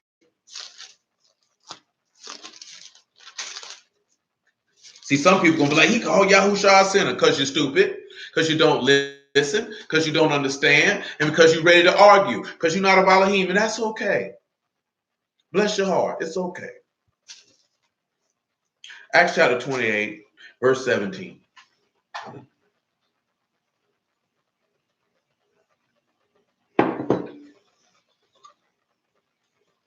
It came to pass that after 3 days, Paul called the chief of the Yahudim together. And when they would come together, he said unto them, men and brethren, though I have committed nothing against the people or the customs of our fathers, yet was I delivered prisoner from Jerusalem into the hand of the Romans, who then had examined me and let me go, because there was no cause of death in me. But when the Yahudim spake against it, I was constrained to appeal unto Caesar, not that I had aught to accuse my nation of. Look at what he said, right? He said, I'll appeal to Caesar because I ain't going to accuse my own people. I ain't going to do it. Yahusha didn't even do it. No need to do it. You know why? Because they're accusing themselves. I don't need to go before men. That's another thing where Paul may mention. Shall we go to law with the unjust? Accuse them of what? They accusing themselves. For this cause, therefore, have I called for you to see you and to speak with you, because that for the hope of Yasharal, I'm bound with this chain. Well, what is the hope of Yasharal? That they might be saved. But see, our people so caught up on, we gonna take this kingdom. Nigga, this ain't no earthly kingdom, fool. can't take the kingdom by force. You got to take the kingdom by faith. This is what it is. He said, they said unto him, we neither received letters out of Yehuda concerning you, neither any of the brethren that came showed or spake any harm of you. But we desire to hear what you think, for us concerning this sect, we know that everywhere it is spoken against. Now listen to that. They say we know that anybody who talking about this gospel of Yahushua, they saying, boy, don't fool with them people. This is what they said to Paul now. This ain't too far removed from Yahushua being crucified and ascending into heaven. They said, let me read that again. Because why would it be any different now if that's what it was with people who were not far removed from the actual event? He said, but we desire to hear of you what you think, for as concerning this sect, we know that everywhere it is spoken against. Now, I would tell him a man this earlier, right? Because a lot of brews say, your truth music, no, we're going to wake the people up with this here. And I don't understand how dudes think that because you rapping, this going to bring more people to, we can speak it to the people in their voice. Them niggas retarded. Because if they don't want to hear the gospel, what makes you think they want to hear music talking about it? What's wrong with people? What's wrong with people? Man, I'll be honest with you. The gospel is only for those who it was meant for. That's why he said, he that have ears to hear, let him hear. Everybody don't have ears to hear. Everybody don't have a heart to perceive and understand that they might be converted at Yahuwah Shahil. I don't know why everybody, that's just not, it's not for everybody. It never has been and it never will be. It is for those who have been set apart from the foundation of the world to seek and serve, love, trust, and hope in the word of the living Elohim. And blessed be his name forever because of it. That's what it has been. That's what it always will be. It ain't changed yet, and it ain't going to change. It ain't going to change because you want to change. It ain't going to change because you want black people to come together. Yahuwah ain't never said nan time in this word by nobody coming together. He said, I give them one heart and one mind to serve me, those that he has chosen. The truth don't bring together, the truth separate, because you either love it or you hate it. That's why Yahushua said, hey, I ain't come to bring peace but a sword and to set a man at variance. Well, what you think happened in the law? You think when Moses came off the mount, he came to bring peace or a sword? He came to set men at variance, period. Because his statement was rooted in the law, just like what Moses did. He said, who on Yahuwah's side? The Levites stood over there, and they opened up their sword, took down 3,000 men. That's where their truth set a man at variance. Put you against your own people. But you want to believe it's going to bring people together. How stupid can you be in your brain to think something that was meant to cut and heal is going to bring everybody together when everybody don't want to serve the living Elohim? Everybody don't want to submit themselves to the living Elohim. Everybody doesn't trust the living Elohim. But we Israel, you's a dummy. You's a dummy. And when I say dummy, meaning that you can't comprehend the word of Yahuwah when you read it. You seeing what you want to see. It is what it is. It's a hard pill to swallow. It's a hard thing to deal with. But if you know Yahuwah, then you know it just is what it is. When they were in the wilderness, all the people didn't want to serve Yahuwah. And all the people didn't trust in Yahuwah, as you already know. There has never been a time that the people of Yasharal, let me say this here, the sons of Yasharal have all been on a united front to serve Yahuwah. There was always a rebel amongst them. There was always a transgressor and sinner and unbeliever amongst them. It will not be so until Yahushua cracked that sky. For the sons of Yasharal to all be on one accord at the same time, in the same place.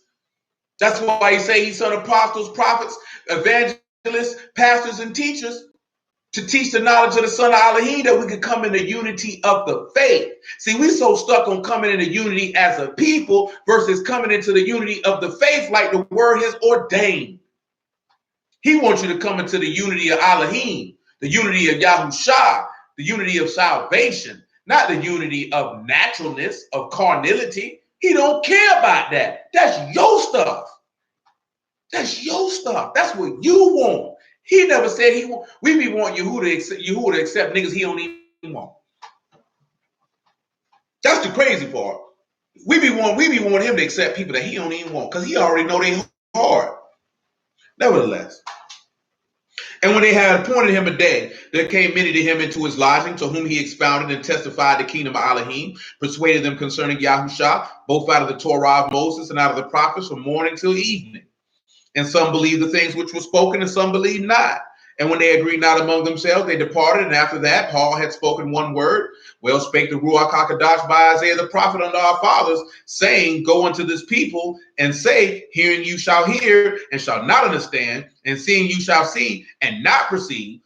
For the heart of this people is waxed gross, and the ears are dull of hearing, and their eyes have they closed, lest they should see with their eyes, and hear with their ears, and understand with their heart, and should be converted, and I should heal them.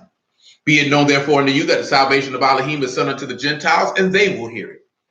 And when he said these words, the Yahudim departed, and had great reasoning among themselves. Paul dwelt 2 whole years in his own hired house, and received all that came in unto him, preaching the kingdom of Elohim, and teaching those things which concern the Lord Yahushua HaMashiach with all confidence, no man forbidding him. So this is what he sat in his house for 2 years and did. Taught the gospel. So notice that what he said what his sons would do. He said his sons would seek to please the poor. His sons would seek to make those who are weak, low, and thin, that he would seek to give them that gospel.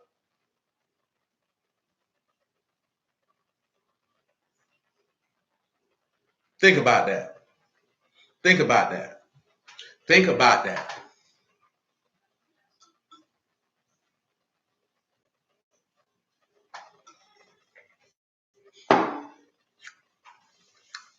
Romans 15. 15 and 1. He said, we then that are strong ought to bear the infirmities of the weak and not to please ourselves. Let every one of us please his neighbor for his good to edification. For even the Mashal pleased not himself, but as it is written, the reproaches of them that reproach you fell on me. For whatsoever things were written aforetime were written for our learning, that we through patience and comfort of the scriptures might have hope. Now let's take a look at something in Luke 17. Because he said his sons seek to please the poor, and his hands shall restore their goods. Now, for restore here is shuv. You remember shuv. That's the word for convert, the return back. Now, the word goods here is own, your wealth, your physical strength, your vigor, aleph, u, and nun. Look how Yahushua secured everlasting life. Let him restore your goods. You only line them people like to say, I'm claiming back everything the devil done stole. Devil ain't took nothing from you but life. He ain't took nothing from you. Anything else he got, you gave it to him. He ain't have to take it. You know what I'm talking about? That's the thing we be looking at. The devil ain't got no power. You be giving this man power because you be giving yourself away to him. Man, they came through and took nothing. 17:6, book of Luke. But you gave life away to him. That's why the book say, I got to disannul your covenant with death. You made an agreement with death. Yahushua came to restore that back to you. Let me restore your strength back to you. Let me restore your wealth back to you. You know what I'm saying? Because I seek to please the poor. What does Luke chapter 4 say in reference to Isaiah 61? That I came to preach the gospel unto the poor. Yahushua came to do. Matter of fact, something just came in my head. What is that, man? Hold on one second. It's in my brain. It's in my brain. It is in my brain. The verse is, but I need y'all to read it. I need you to see it for yourself. It ain't going to do you no good if you don't see it for yourself.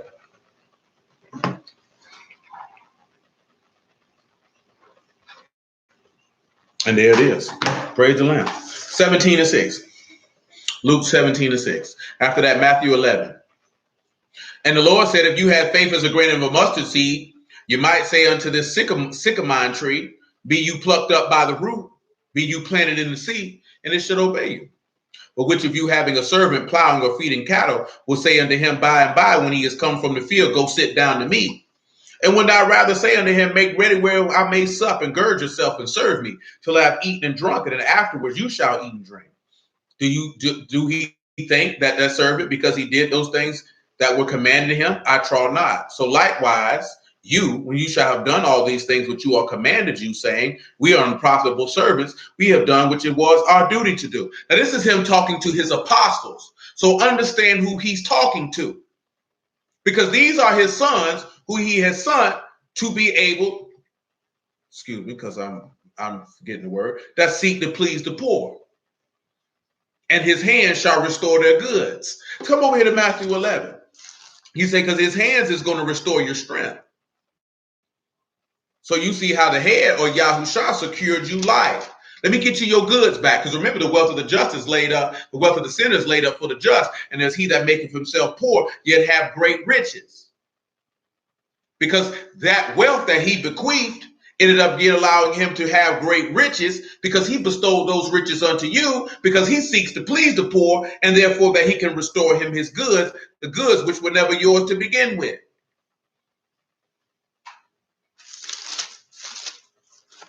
But yet he wanted to give it back to you. Praise you for that.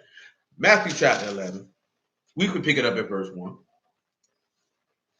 And it said, it came to pass when Yahushua had made an end of commanding his 12 disciples, that he departed thence to teach and to preach in their cities. Now when John heard in the prison the works of the Mashiach, he sent 2 of his disciples. He said unto him, are you that should come, or do we look for another? Yahushua answered and said unto them, go show John again those things which you do hear and see. The blind receive their sight, the lame walk, the lepers are cleansed, the deaf hear, the dead are raised up, and the poor have the gospel preached to them. And Baruch is he whosoever shall not be offended in me. Let's read that again. And blessed is he whosoever shall not be offended in me. Listen to what this man just stated, right? The poor got the gospel preached unto him because his son seek to please the poor. And his hands going to restore their goods. Well, let's look at hands. You know, that should be yod, but you got to double check. You never know. And this yod, you know, you got your yod and your dalet. You know, and you have the work of the sacrifice, or the work of the hanging. You know what I'm saying? Or the right hand sacrifice, a Yahushua sacrifice. That's the work. They got the gospel preached to them. His hand sought to restore their goods. Well, how is the goods restored? It's restored through the sacrifice. Nevertheless, let's keep going in Job chapter 20, verse 11. Verse 11 should be very easy for y'all to ascertain. It says, his bones are full of the sin of his youth, which shall lie down with him in the dust. Well, y'all know what the sin of the youth is. That's Adam. They lie down with him in the dust, because we don't talk about that. The first Adam was of the earth, earthy. The second Adam was of heaven, of the Lord, heavenly. So Yahushua was full of the sin of Adam, and that sin went right down in the grave with him. Hebrew chapter 2, and stayed there. Give thanks to Yahuwah. Stayed there. He didn't bring that sin of his youth with him. It stayed right there in the grave where it belonged.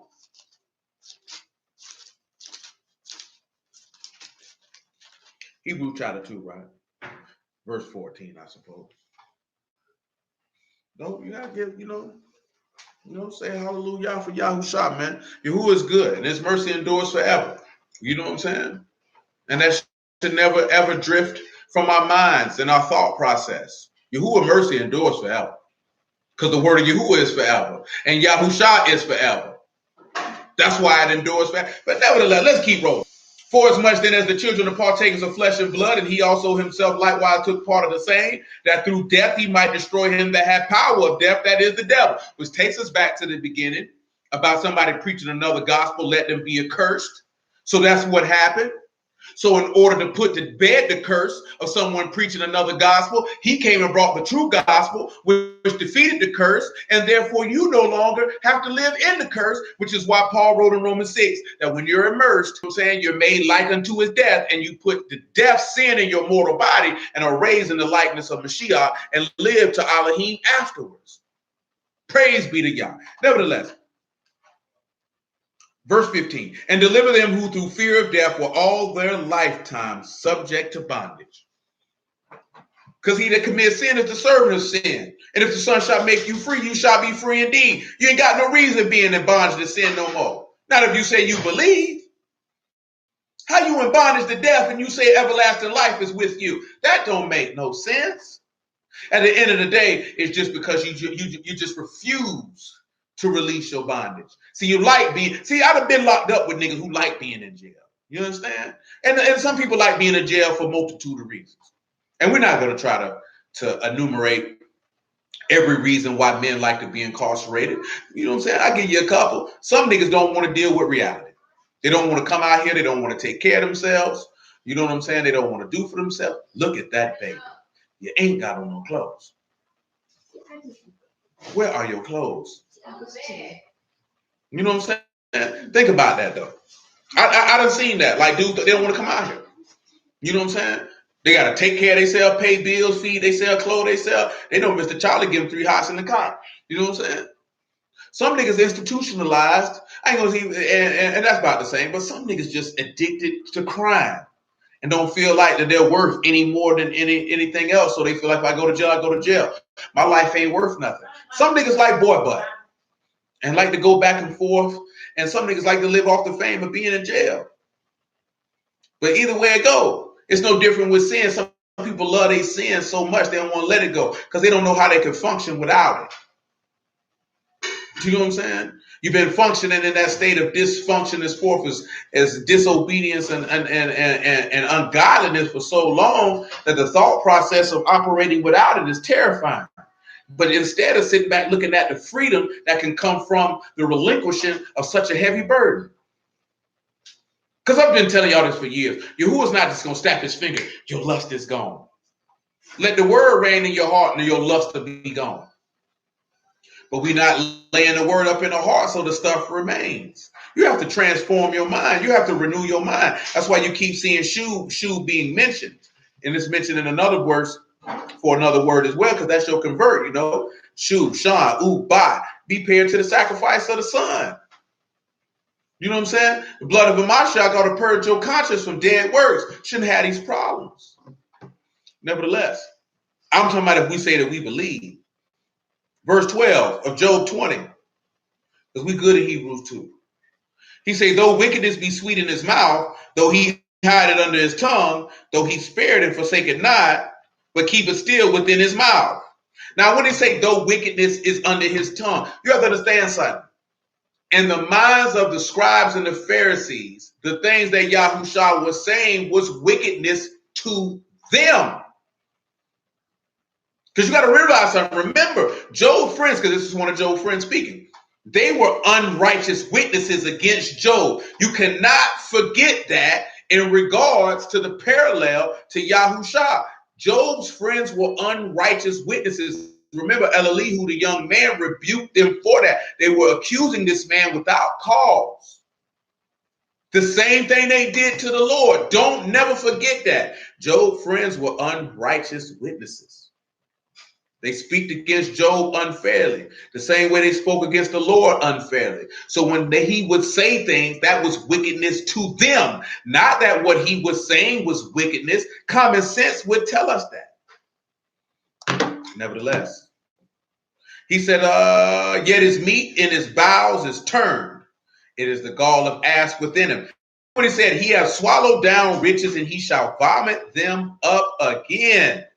Elohim shall cast them out of his belly. He shall suck the poison of asps. The viper's tongue shall slay him. I'm going to show you that in a minute. He shall not see the rivers, the floods, the brooks of honey and butter. That which he labored for shall he restore, and shall not swallow it down. According to his substance shall the restitution be, and he shall not rejoice therein.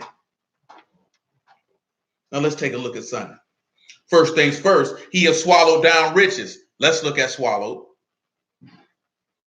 That word is bala, to swallow down, to eat up.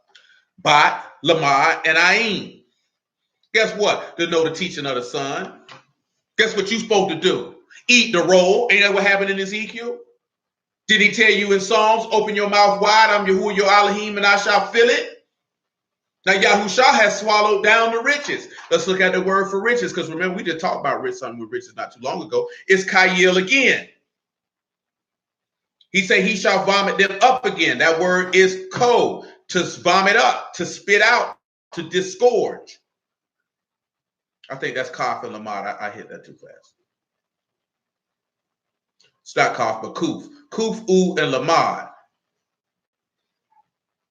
You know, the final Adam. The final Adam sacrifice, the last Adam sacrifice. Let's take a look at something, vomiting up. Y'all should already know what that is. In John chapter 18, or 19 is it? Excuse me, 19. What happened to the Lord? They hit him in his side. Blood and water came out. He swallowed down the riches. He vomited them out. He cast them out of his belly. Remember that? He said, you know, they gods and they God is their belly. Well, Yahushua God wasn't his belly, but he vomited up those riches out of that belly. Bat tet noon is the characters for it. Baton is the word. What was he vomiting up? Hebrew chapter 9. Because he was spitting up your wealth or your substance because of this. Remember, the wealth of the sinner is laid up for the just. And we talked about that in regards to the riches or the inheritance the first time. The gifts of the Ruach. Those are your riches. That's your wealth. The inheritance, the covenant, everything that come along with that. And Yahushua stored that up so he could give it to you. That's why I said there's a man who maketh himself poor yet have great riches. That's the same token, that same parable is what you can see in Luke 16 with Lazarus and the rich man. He made himself rich yet was poor. Lazarus was poor yet had great riches. You know what I'm saying? Though Lazarus didn't make himself poor. Yahushua made himself poor. Because 2 Corinthians 8:9 going to tell you that through his poverty we are rich. That man made himself poor. So this is how the wealth of the sinner is laid up for the just. He bequeathed all of that and made himself poor and weak so that you can be rich. That's why you constantly see Paul say, while y'all, we are weak, you are strong. Because it's just the same instance of following the pattern of the Lord. Nevertheless, Hebrew chapter 9. 9 and 15. And for this cause, he is the mediator of the New Testament, that by means of death, for the redemption of the transgressions that were under the first Testament, that they which are called might receive the promise of eternal inheritance. Taking us back to the sins of the youth is in his bones, and he lied down in the dust with them. For where testament is, there must also of necessity be death of the testator. For the testament is of force after men are dead, otherwise it is of no strength at all while the testator live. Well, notice that he said that he had to redeem you from the rebellion of the first covenant, that those which are called might receive the promise of eternal inheritance, which is that wealth, which is that he that overcome, I shall be his, he shall be my son, and I shall be his Elohim, and he will inherit all things. Everything that Yahuwah has promised you shall inherit. He promised you a kingdom, an eternal kingdom, that where Elohim is not ashamed to be called your Elohim, where Elohim will come and dwell with you, where you will be made like unto your Elohim, the way you'll be at rest, peace, quietness, and kadoshness and righteousness forever. To be made, take this body to be made like unto Yahushua's glorious body, and to not be harmed of the second death, and to have right to the tree of life, and to have your name written in stone, which no man know except he who it was given to, and that eat the manna that come from heaven, and to sit at on the right hand of Yahushua in his throne. Everything that this man has promised. He took all that wealth from this man who made himself be sin, who knew no sin, so he could lay it up for the just. And who are the just? But those that live by their faith. But nevertheless, back to Job chapter 20.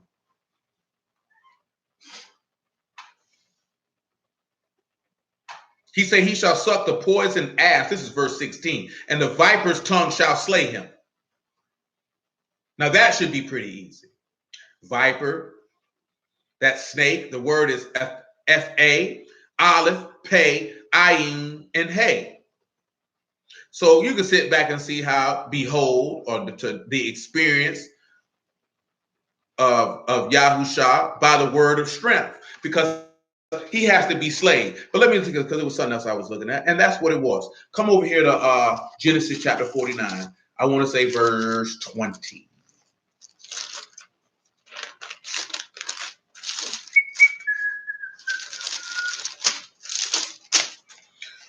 Praise Yahuwah for the word. It's 49:16. You'll have people read this verse and see, this is when Dan got canceled out. This is a lack of understanding. It say, Dan shall judge his people as one of the tribes of Yasharal. Dan shall be a serpent, by the way, an adder in the path that bite the horse's heels so that his rider shall fall backward. Now, we haven't done this in a long time. I'm using this differently than what we used in the past. I'll give you the first instance of how we've used it in the past. When it says Dan, you know that Dan means judge. How the judge shall judge his people as one of the tribes of Yasharal. Well, who were the judge? Well, of course, if we look this in the gospel, we know that the scribes and Pharisees judged themselves to be the people of Yasharal or the people of Yahuwah. But he said, but they wore a serpent by the way. Well, what does the serpent do? Serpent was a murderer from the beginning. Remember what we're reading in Job 20. He shall suck the poison of asp. The viper's tongue shall slay them. What was Eve and Adam slayed by? The viper's tongue. Pause. Let's take a look at something in 2 Timothy. Is it 1 Timothy chapter 2? Let's just look at 1 Timothy chapter 2. And that takes us back to that gospel being accursed and that prophet or dreamer of dreams telling you a lie and you believe in it. Nevertheless, give thanks to Elohim. His word is true. His mercy endures. His righteousness is just. And blessed are all those who serve him. And to all those who despise his word, may he render your recompense dead in your chest, and that you might get every last bit and drop of it until his wrath is complete. 1 Timothy chapter 2, verse 12. He said, but I suffer not a woman to teach, nor to usurp authority over the man, but to be silent, be in silence. For Adam was first formed, then Eve. Adam was not deceived, but the woman being deceived was in the transgression. Why did I read that verse? Because that woman was slayed with a viper's tongue. Let's go back to John 8:44. That woman was slayed with a viper's tongue. That's why I read that. She was slayed with a viper's tongue. That viper being this, what did Yahushua call the scribes? You generation of vipers. We'll take a look at that too. We read it the other day. We'll read it again. Read it in Luke 11 this time. Give thanks to Elohim. Nevertheless, John 8:44. You are of your father the devil, and the lust of your father you will do. He was a murderer from the beginning and abode not in truth, because there's no truth in him. And when he speaketh lie, he speak of his own, for he is a liar and the father of it. What made the devil a murderer was the lie that he told that brought forth sin, which therefore brought forth death. So therefore Eve was slayed with a viper's tongue. Therefore we're going to look at that Yahushua was slayed with a viper's tongue. The same way that all those who are in Yahushua and Yahushua is in them shall be slayed with a viper's tongue.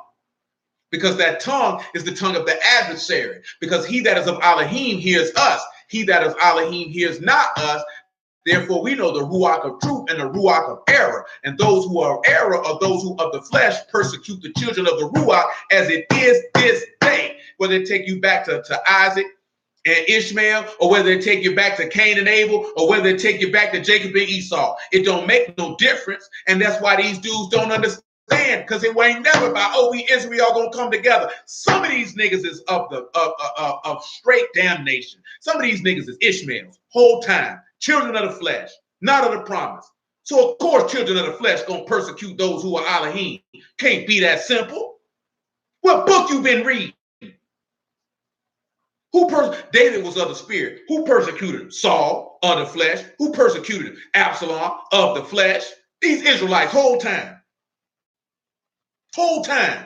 But they carnal. So of course they're not going to son. Guess what? Saul wanted to kill his own son Jonathan. Why? Because just because Saul was his daddy, don't mean that Saul was of the spirit. Jonathan was of the spirit. So him and Saul were never going to meet in agreement together, even though that was his daddy.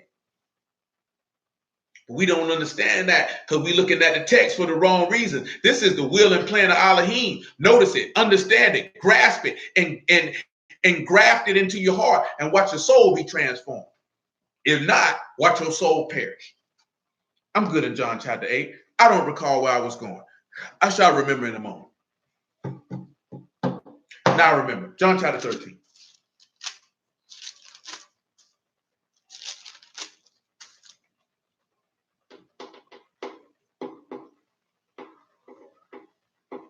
13:1. Now before the feast of Passover, when Yahushua knew that his hour was come, that he should depart out of this world into Abba, having loved his own which were in the world, he loved them unto the end. And supper being ended, the devil having now put into the heart of Judas Iscariot, Simon's son, to betray him. I'm not going to grab it, but y'all know what it said in Hosea 6:6, accompany a priest, commit lewdness and murder in the way. How did Yahushua get killed? How was he slayed? He was slayed with a viper's tongue. Then people went and lied on this man. And who went and lied on him? The judges, who judged themselves to be of the tribes of Yasharal. Now, for those of you who didn't know, this is the original teaching that we had brought forth out of that Genesis 49 with Dan. I'll bring that over here to you now. John 18:1. Almost forgot. Some of the veterans know exactly what this is. And if you don't remember, it's all good. It's been a long time. Matter of fact, my homeboy hit me the other day like, oh man, the trail tried taught ain't about Genesis 49. I'm like, bro, relax. We went over this 5 years ago. And I told you this 5 years ago. But you weren't listening. He said, I don't remember. I said, bro, I've been told you this. Now, when we went through all the tribes in Genesis 49, it wasn't to disprove the chart per se. It was the inspiration that was given at the time. And therefore, we brought it forth. And it was what it was, and it is what it is. And we've referred back to it by the grace of Yahushua from time to time, and he's added more onto it since that time. But his fourth is this saying about Dan is a serpent, by the way. Oh, that's right. I meant to grab Luke 11. Let's get that Luke 11 before I read John 18. That's what it was. Thank the Lord. I knew that. I knew John 13 wasn't what I initially said, but I went with it. But Yahuwah is good, so he brought it back to mind. Luke chapter 11.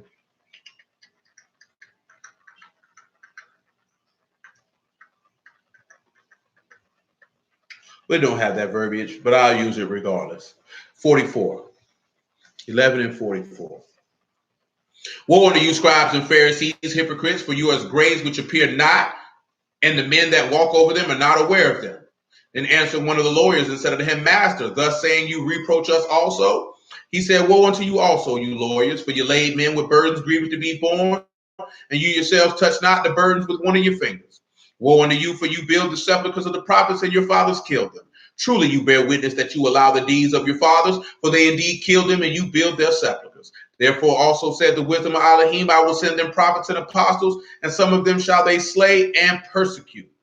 The blood of all the prophets which was said from the foundation of the world may be required of this generation, from the blood of Abel unto the blood of Zacharias, which perished between the altar and the temple. Truly I say unto you, it shall be required of this generation. Destruction unto you, lawyers, for you've taken away the key of knowledge.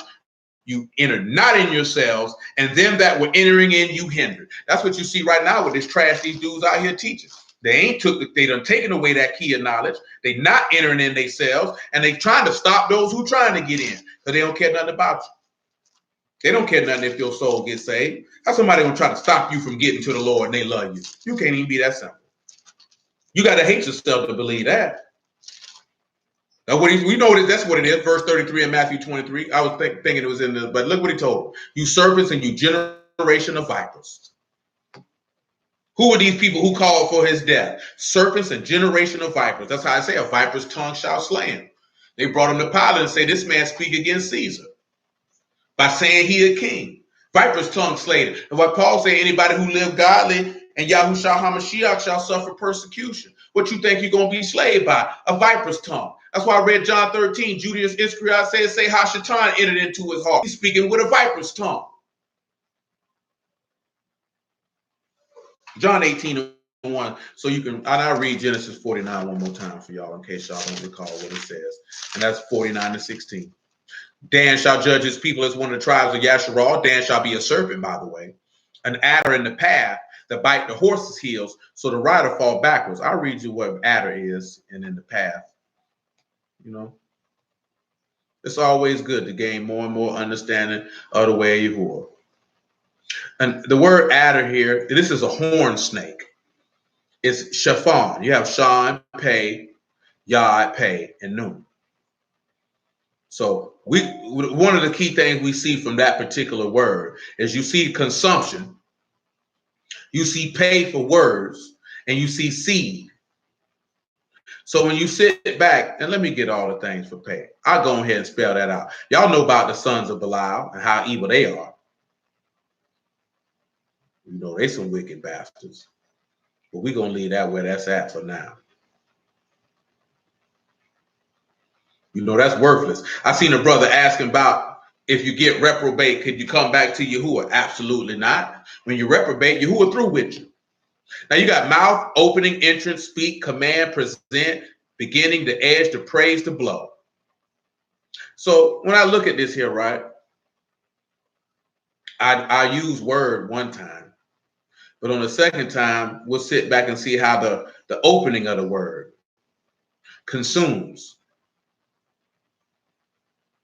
I don't take that yard and sit back at that work or that opening of the work of the command consumes the seed, and that be the serpent seed, because it's what they consume by their own words and their own works. They condemn themselves.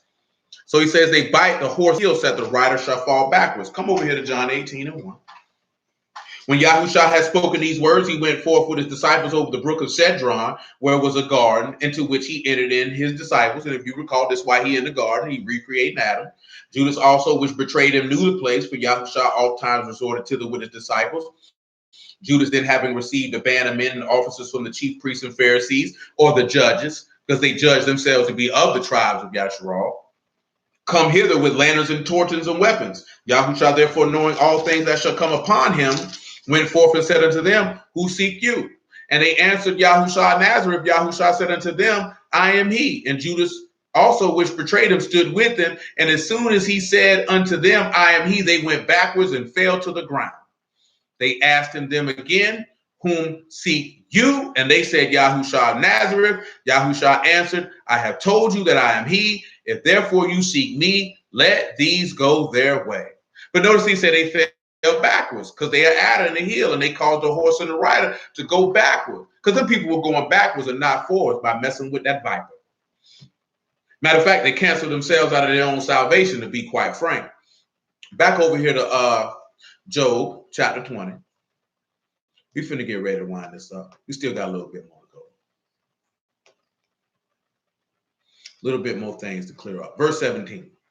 He shall not see the rivers, the floods, the brooks of honey and butter. That which he labored for shall he restore.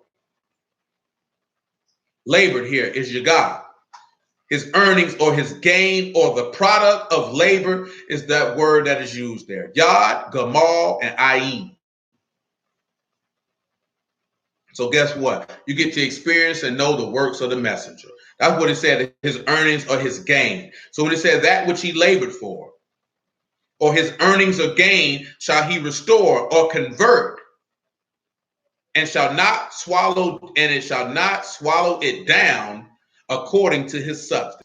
Shall the restitution be, and he shall not rejoice therein. So look at that, right? He said he's going to restore. Let me read that again from the top.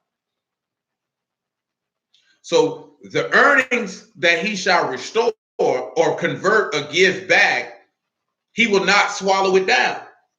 So if he's not swallowing it down, that means it's going to be according to that substance, and that's Kayil again, the same word for wealth. There will be a restitution. The word for restitution here is tumrah, that which is exchanged or substitute or recompensed. You have tau, you have meme, you have u, you have rosh, you have hay. So when we take this hay, we're going to sit back and say, behold.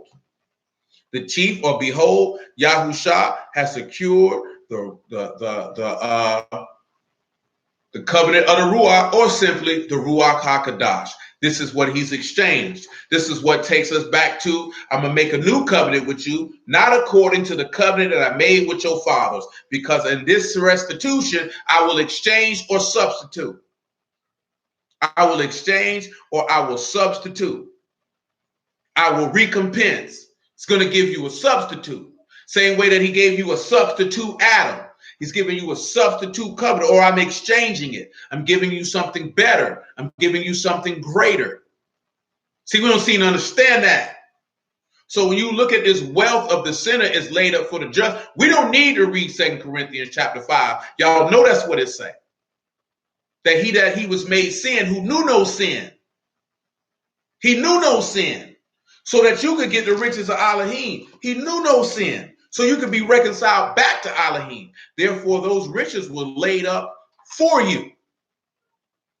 So this is why the sins of his youth were in his bones, and he take them down in the dust with him, and he slaved with a viper's tongue, all so that he could take that wealth or that substance that he had and exchange it for you. Substitute that out. Because the first covenant didn't have that wealth for you. It had wealth of a land full of milk and honey, a good land and plenty. You know what I'm saying? But instead, he gave you an eternal land and an eternal hope or an eternal inheritance. And this is why a just man leaves inheritance for his son's son. And that's exactly what he did. He left that wealth with his son. His son gave it to his sons. But in order for his sons to get that wealth, let me become sin so I can lay that up for the just. 2 Corinthians chapter 8 and verse 9.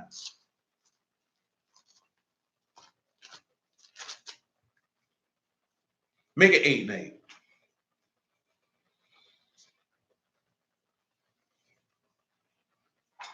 And that's the importance of why we started off looking at, if somebody preaching another gospel, let them be accursed. How you expect to receive eternal salvation with that if it's not the gospel which Yahuwah has ordained? 2 Corinthians 8 and 8. I speak not by commandment, but by occasion of the forwardness of others to prove sincerity, the sincerity of your love. For you know the grace of our Lord Yahushua HaMashiach, that though he was rich, yet for your sakes he became poor, that through his poverty, that you through his poverty might be rich. Come over to 2 Corinthians chapter 6 and verse 1. Let's expound on that even further. That's a hard saying right there. Because that should make you reassess the things according to the word. 2 Corinthians 6 and 1. Listen to what he say. That's one of the reasons why the Lord said, can you drink from the cup that I drink from? Can you be baptized with the baptism that I'm baptized with? 2 Corinthians 6 and 1. We then, as workers together with him, beseech you also that you receive not the grace of Elohim in vain. For he say, I've heard you in the time accepted, in the day of salvation have I succored thee. Behold, now is the accepted time. Behold, now is the day of salvation. Giving no offense in anything, that the ministry be not blamed, but in all things approving ourselves as the ministers of Elohim, in much patience, in affliction, in necessities, in distresses, in stripes, in imprisonments, in torments, in labors, in watchings and fasts. Now look at this here, right? You would think afflictions and necessities and distresses and imprisonment and stripes, because in whose stripes you were healed. You know the man was beaten. You know he was in prison as forth as a Yahushua. You know he was afflicted. You know he was in distress because he said he was exceedingly sorrowful, even unto death. You would think that these would be the things that would happen to a sinner. But he took your sin on, and that's why he suffered these rebukes. Nevertheless, he said, by pureness, by knowledge, by long suffering, by kindness, by the Ruach HaKadosh, by love unfeigned, by the word of truth, by the power of Elohim, by the armor of righteousness on the right hand and on the left, by honor and dishonor, by evil report and good report, as deceivers yet true. Now what they said about the Lord, they called him a deceiver. That goes to what Darius mentioned. You know what I'm saying? Let Elohim be true and every man a liar. He say, shall my lie abound to the truth of Elohim? That's why people see Paul said he was a liar. No, because you niggas stupid. Because you already know. Says that Elohim is not a man that he should lie, nor the son of man that he should repent. So quite naturally, men are liars. Matter of fact, it said that in Psalms. He said in my haste that all men are liars. Nevertheless, man, dude be running their mouth, don't even know the word. I don't understand how 98% of these dudes teach the word. Nigga, who taught you? Because you trash. You know what I'm saying? And I'm not saying you trash because I think I'm nice. I love the hearing of the word. If you nice, you nice. Because I know why you nice. Because Yahuwah's with you by way of Yahushua. That's why you nice. You dudes is trash. Unadulterated trash. Dumpster juice. Landfill quality information is coming out of these dudes' mouth. Ain't got no minute teaching. I know you who ain't sent you. Because that junk trash. And ain't nothing you would do is trash. So I know he ain't son you. How you been talking all the time? You trash. You still talking about the same stuff. And even when you talk about it, it's trash. I ain't got nothing from this. My faith ain't been strengthened. I ain't learned nothing new about my God. I'm just as stupid as I was before I heard. And you know the word part there, boy, that's a fine lesson that brother just brought. That's how I knew you the niggas who like to smoke that Bobby Brown. You the niggas smoking that trash weed. You know what I'm saying? You said the headache weed. That's what we used to call it back in the day. That's what you like. You like smoking that trash. You like trash, and you walk around like you're high. You're not high. You're faking. Because that junk was trash, and you knew it was trash. I want to slap you with this envelope you just gave me, handing me this Babbage behind weed. That's how I feel about them. A lot of that stuff he do be teaching. Don't you give me that Babbage. Don't you bring that junk around here, bro. I'm not smoking that. You smoke that by yourself. That's going to give me a headache. I'd rather smoke 14 packs of Newports or smoke this trash which you just brought around here. Nevertheless, verse 9. As unknown, yet well known. As dying, and behold, we live. As chastened and not killed, as sorrowful yet always rejoicing, as poor yet making many rich, as having nothing yet possessing all things. Look at it, as poor yet making many rich. Yahushua walked around as poor, yet he made many rich because his wealth was laid up for the just. Oh, his laid up for those who live by faith. Come over here to James, the epistle of James, chapter 2. You know, thank the Lord. Thank the Lord. Thank the Lord. I just want 2 and 5. There's no need to read all those things that are around that. He said, hearken, my beloved brethren, have not Elohim chosen the poor of this world, rich in faith, heirs of the kingdom which he have promised to them that love. When you rich in faith, this is how you get the wealth. Now I want to look at this word laid up, because that's the only thing we ain't looked at yet, was laid up. And there was a couple other places that I wanted to go, but we didn't get to. And maybe y'all willing, we'll talk about them some on tomorrow. Who knows? Who knows? But the word for laid up in that Proverbs 13 and 22, that word is saphon. It means to hide, to treasure up. So this is a hidden treasure, if you will. This was stored up. You have sod, pay, noon. The word is the way of life. Period.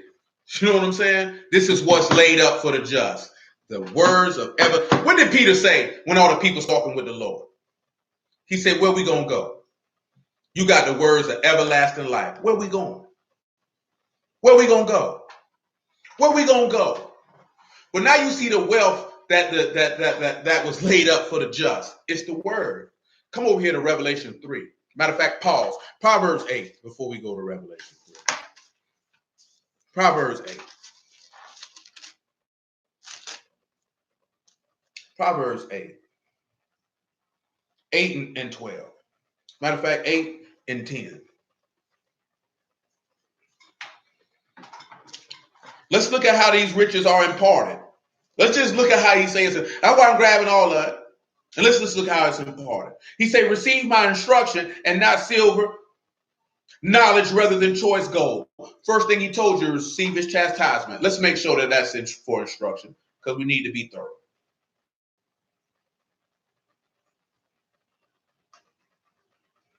We need to be thorough.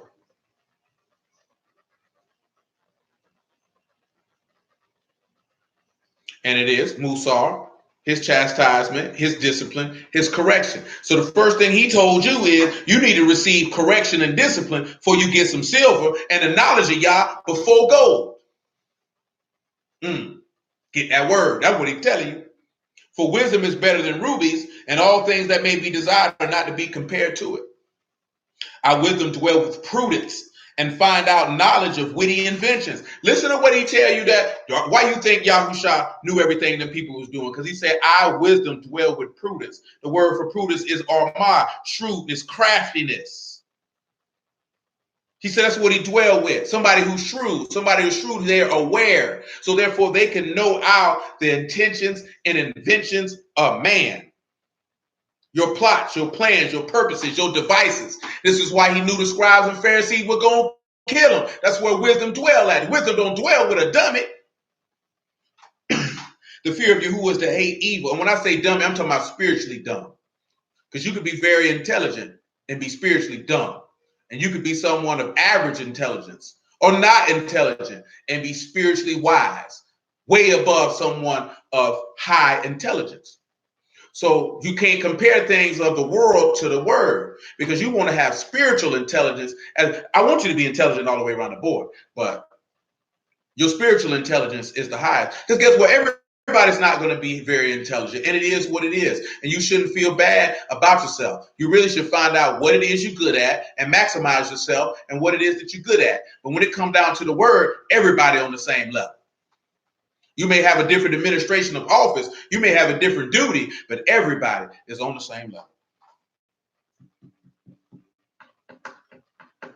Verse 13, the fear of Yahuwah is to hate evil, pride and arrogancy and the evil way. And the proud mouth do I hate. Counsel is mine. Sound wisdom, excuse me. I am understanding. I have strength. Yahushua is your understanding, and he's definitely your strength, because the joy of Yahuwah is your strength. Trust in Yahuwah forever, but that's everlasting strength. Continuing, he say, by me kings reign and princes decree justice. By me princes rule and nobles, even all the judges of the earth. I love them that love me, and those that seek me early shall find me. Listen what he said. Riches and honor are with me. Yea, durable riches and righteousness. Let's look at durable. He said riches and honor are with him. What did Yahushua tell you in Revelation 3? I counsel you to buy me gold or to try to the fire, that you might be rich. That's what he told you to do. We don't want to do that. He said durable riches. Let's look at durable. That word is a thek. Handed forward, advanced, enduring, durable, surpassing, imminent, valuable, ayin, tau, and kuv. All you need to know that final covenant. Oh boy, you know that final covenant. You know Yahuwah, because that's what he said. And he said in that, he said they will all know me, from the least of them to the greatest. The Ruach HaKodesh yet again. And guess what it says? It's surpassing, and it is valuable, and it's enduring and durable. Pause. 2 Corinthians chapter 3. I had it in my mind to go here in 2 Corinthians 3. I said, you know what? I ain't going to do it. But guess what Yahuwah did? Bring us right on around here to it. 2 Corinthians 3:3. And then we'll drop down a little bit. He said, for as much as you are manifestly declared to be the epistle of a Mashiach, ministered by us, written not with ink, but with the Ruach of the living Elohim, not in tables of stone, but in fleshly tables of the heart.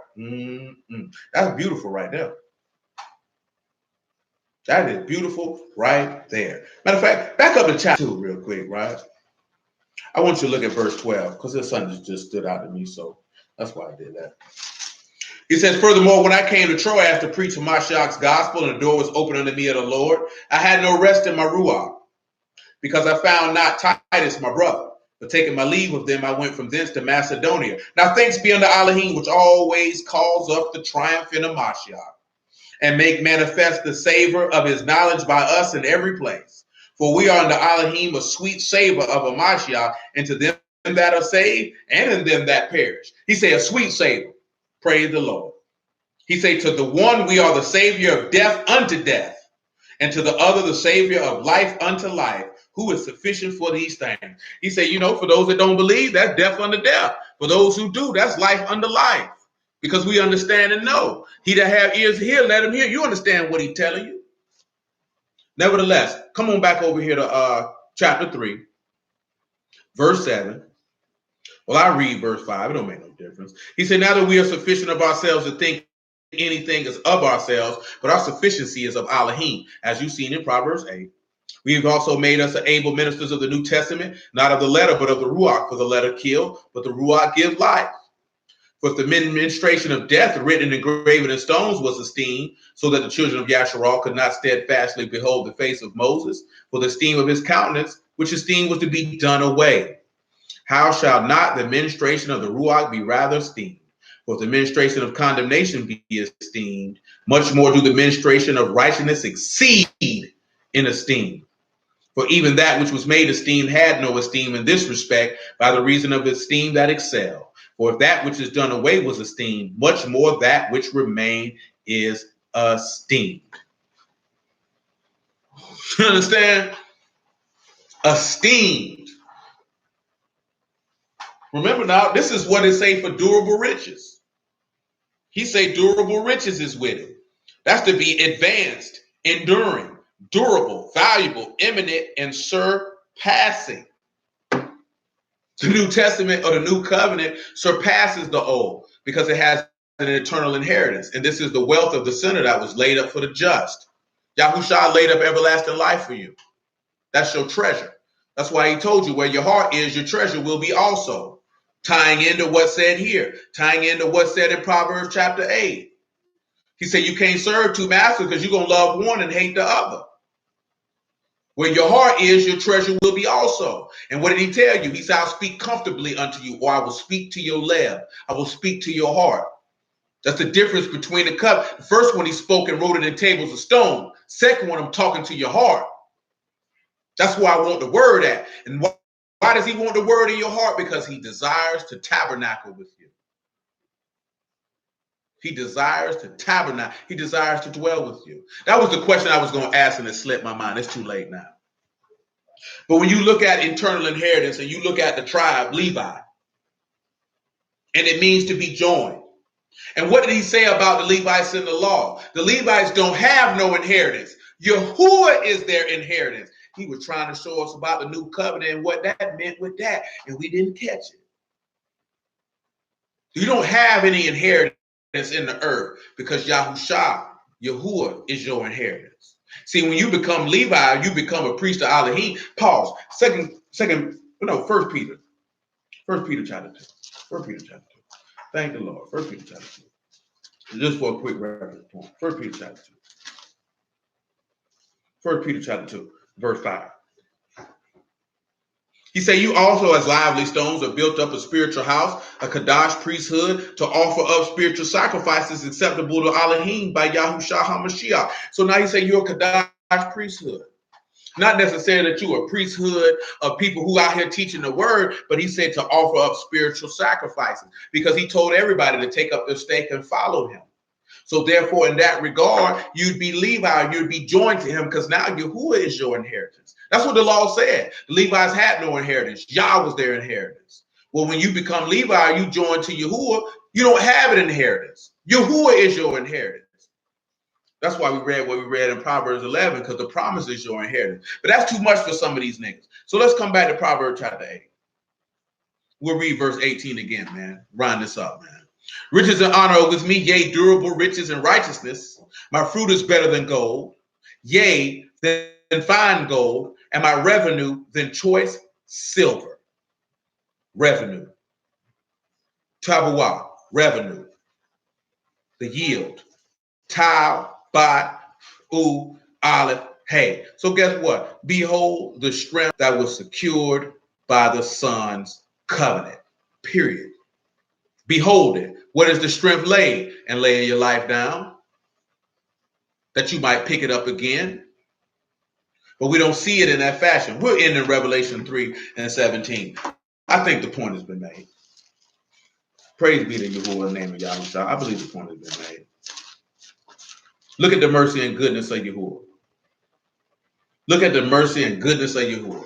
That he turned around and his son became sin who knew no sin, stored up and turned around, and his wealth that he stored up was laid up for the just. And now the just live by their faith. And because the just live by their faith, then they get the treasure that Yahushua laid up for them. Nevertheless, 3 and 17. I'll read 3 and 14. And unto the Malachim of the house of the Lachidotians write, these things saith the Amen, the faithful and true witness, the beginning of the creation of Elohim. I know your works, that you are neither cold nor hot. I would you were cold or hot. So then because you are lukewarm and neither cold or hot, I will spew you out of my mouth. Because you say, I am rich and increase with goods and have need of nothing, and know not that you are wretched, miserable, poor, and blind, and naked. I counsel you to buy me gold tried in the fire, that you might be rich, white raiment, that you may be clothed, that the shame of your nakedness do not appear. Anoint your eyes with eye salve, that you may see. Notice that he said, counsel you to buy me gold tried in the fire. Because he said, I take you through the furnace of affliction. So in order to be rich, and this is why the wealth of is laid up for the just, and a just man leaves an inheritance to his son's sons, because in order for that inheritance to be laid up, a Mashal had to suffer. It behooved him to suffer. Therefore, repentance and remission of sins are preached in his name. Therefore, if we suffer with him, we reign with him. And therefore, if we suffer with him, then we will overcome. Because who is he that overcome the world? But he that believed that Yahushua is the son of Elohim. This is the victory, even our faith. Therefore, if you overcome the world, then Elohim will be your Elohim, and you will be his son, and you will inherit all things. Because this man has turned around and became sin who knew no sin, and then stored up that wealth to be laid up for all those who trust in him. So hallelujah for Yahushua in the word. I appreciate everybody's time and bless y'all out the house of the living Elohim and the name of his only begotten son, Yahushua HaMashiach. Prayerfully, everybody gained some understanding from what was imparted. Let Yahuwah be praised continually out the mouths and hearts of all those who rejoice in his word. Prayerfully, this Shabbat allows you to continue to rest in Yahuwah and be strengthened by his goodness, his grace, his mercies, and his word. Continue to seek after that wealth which is stored up for you in heaven, that you might receive a full reward and that you might inherit all things, because the inheritance has been bequeathed. Now, that's the only thing. Your thing is to stand up and be a son and get your inheritance like you ought to. So, Yahuwah willing, we'll be at university this week. Continue to stand firm in the faith.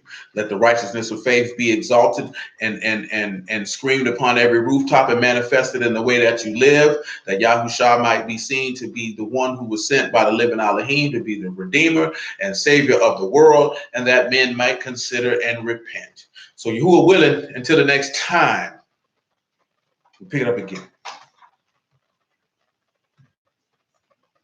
What is that?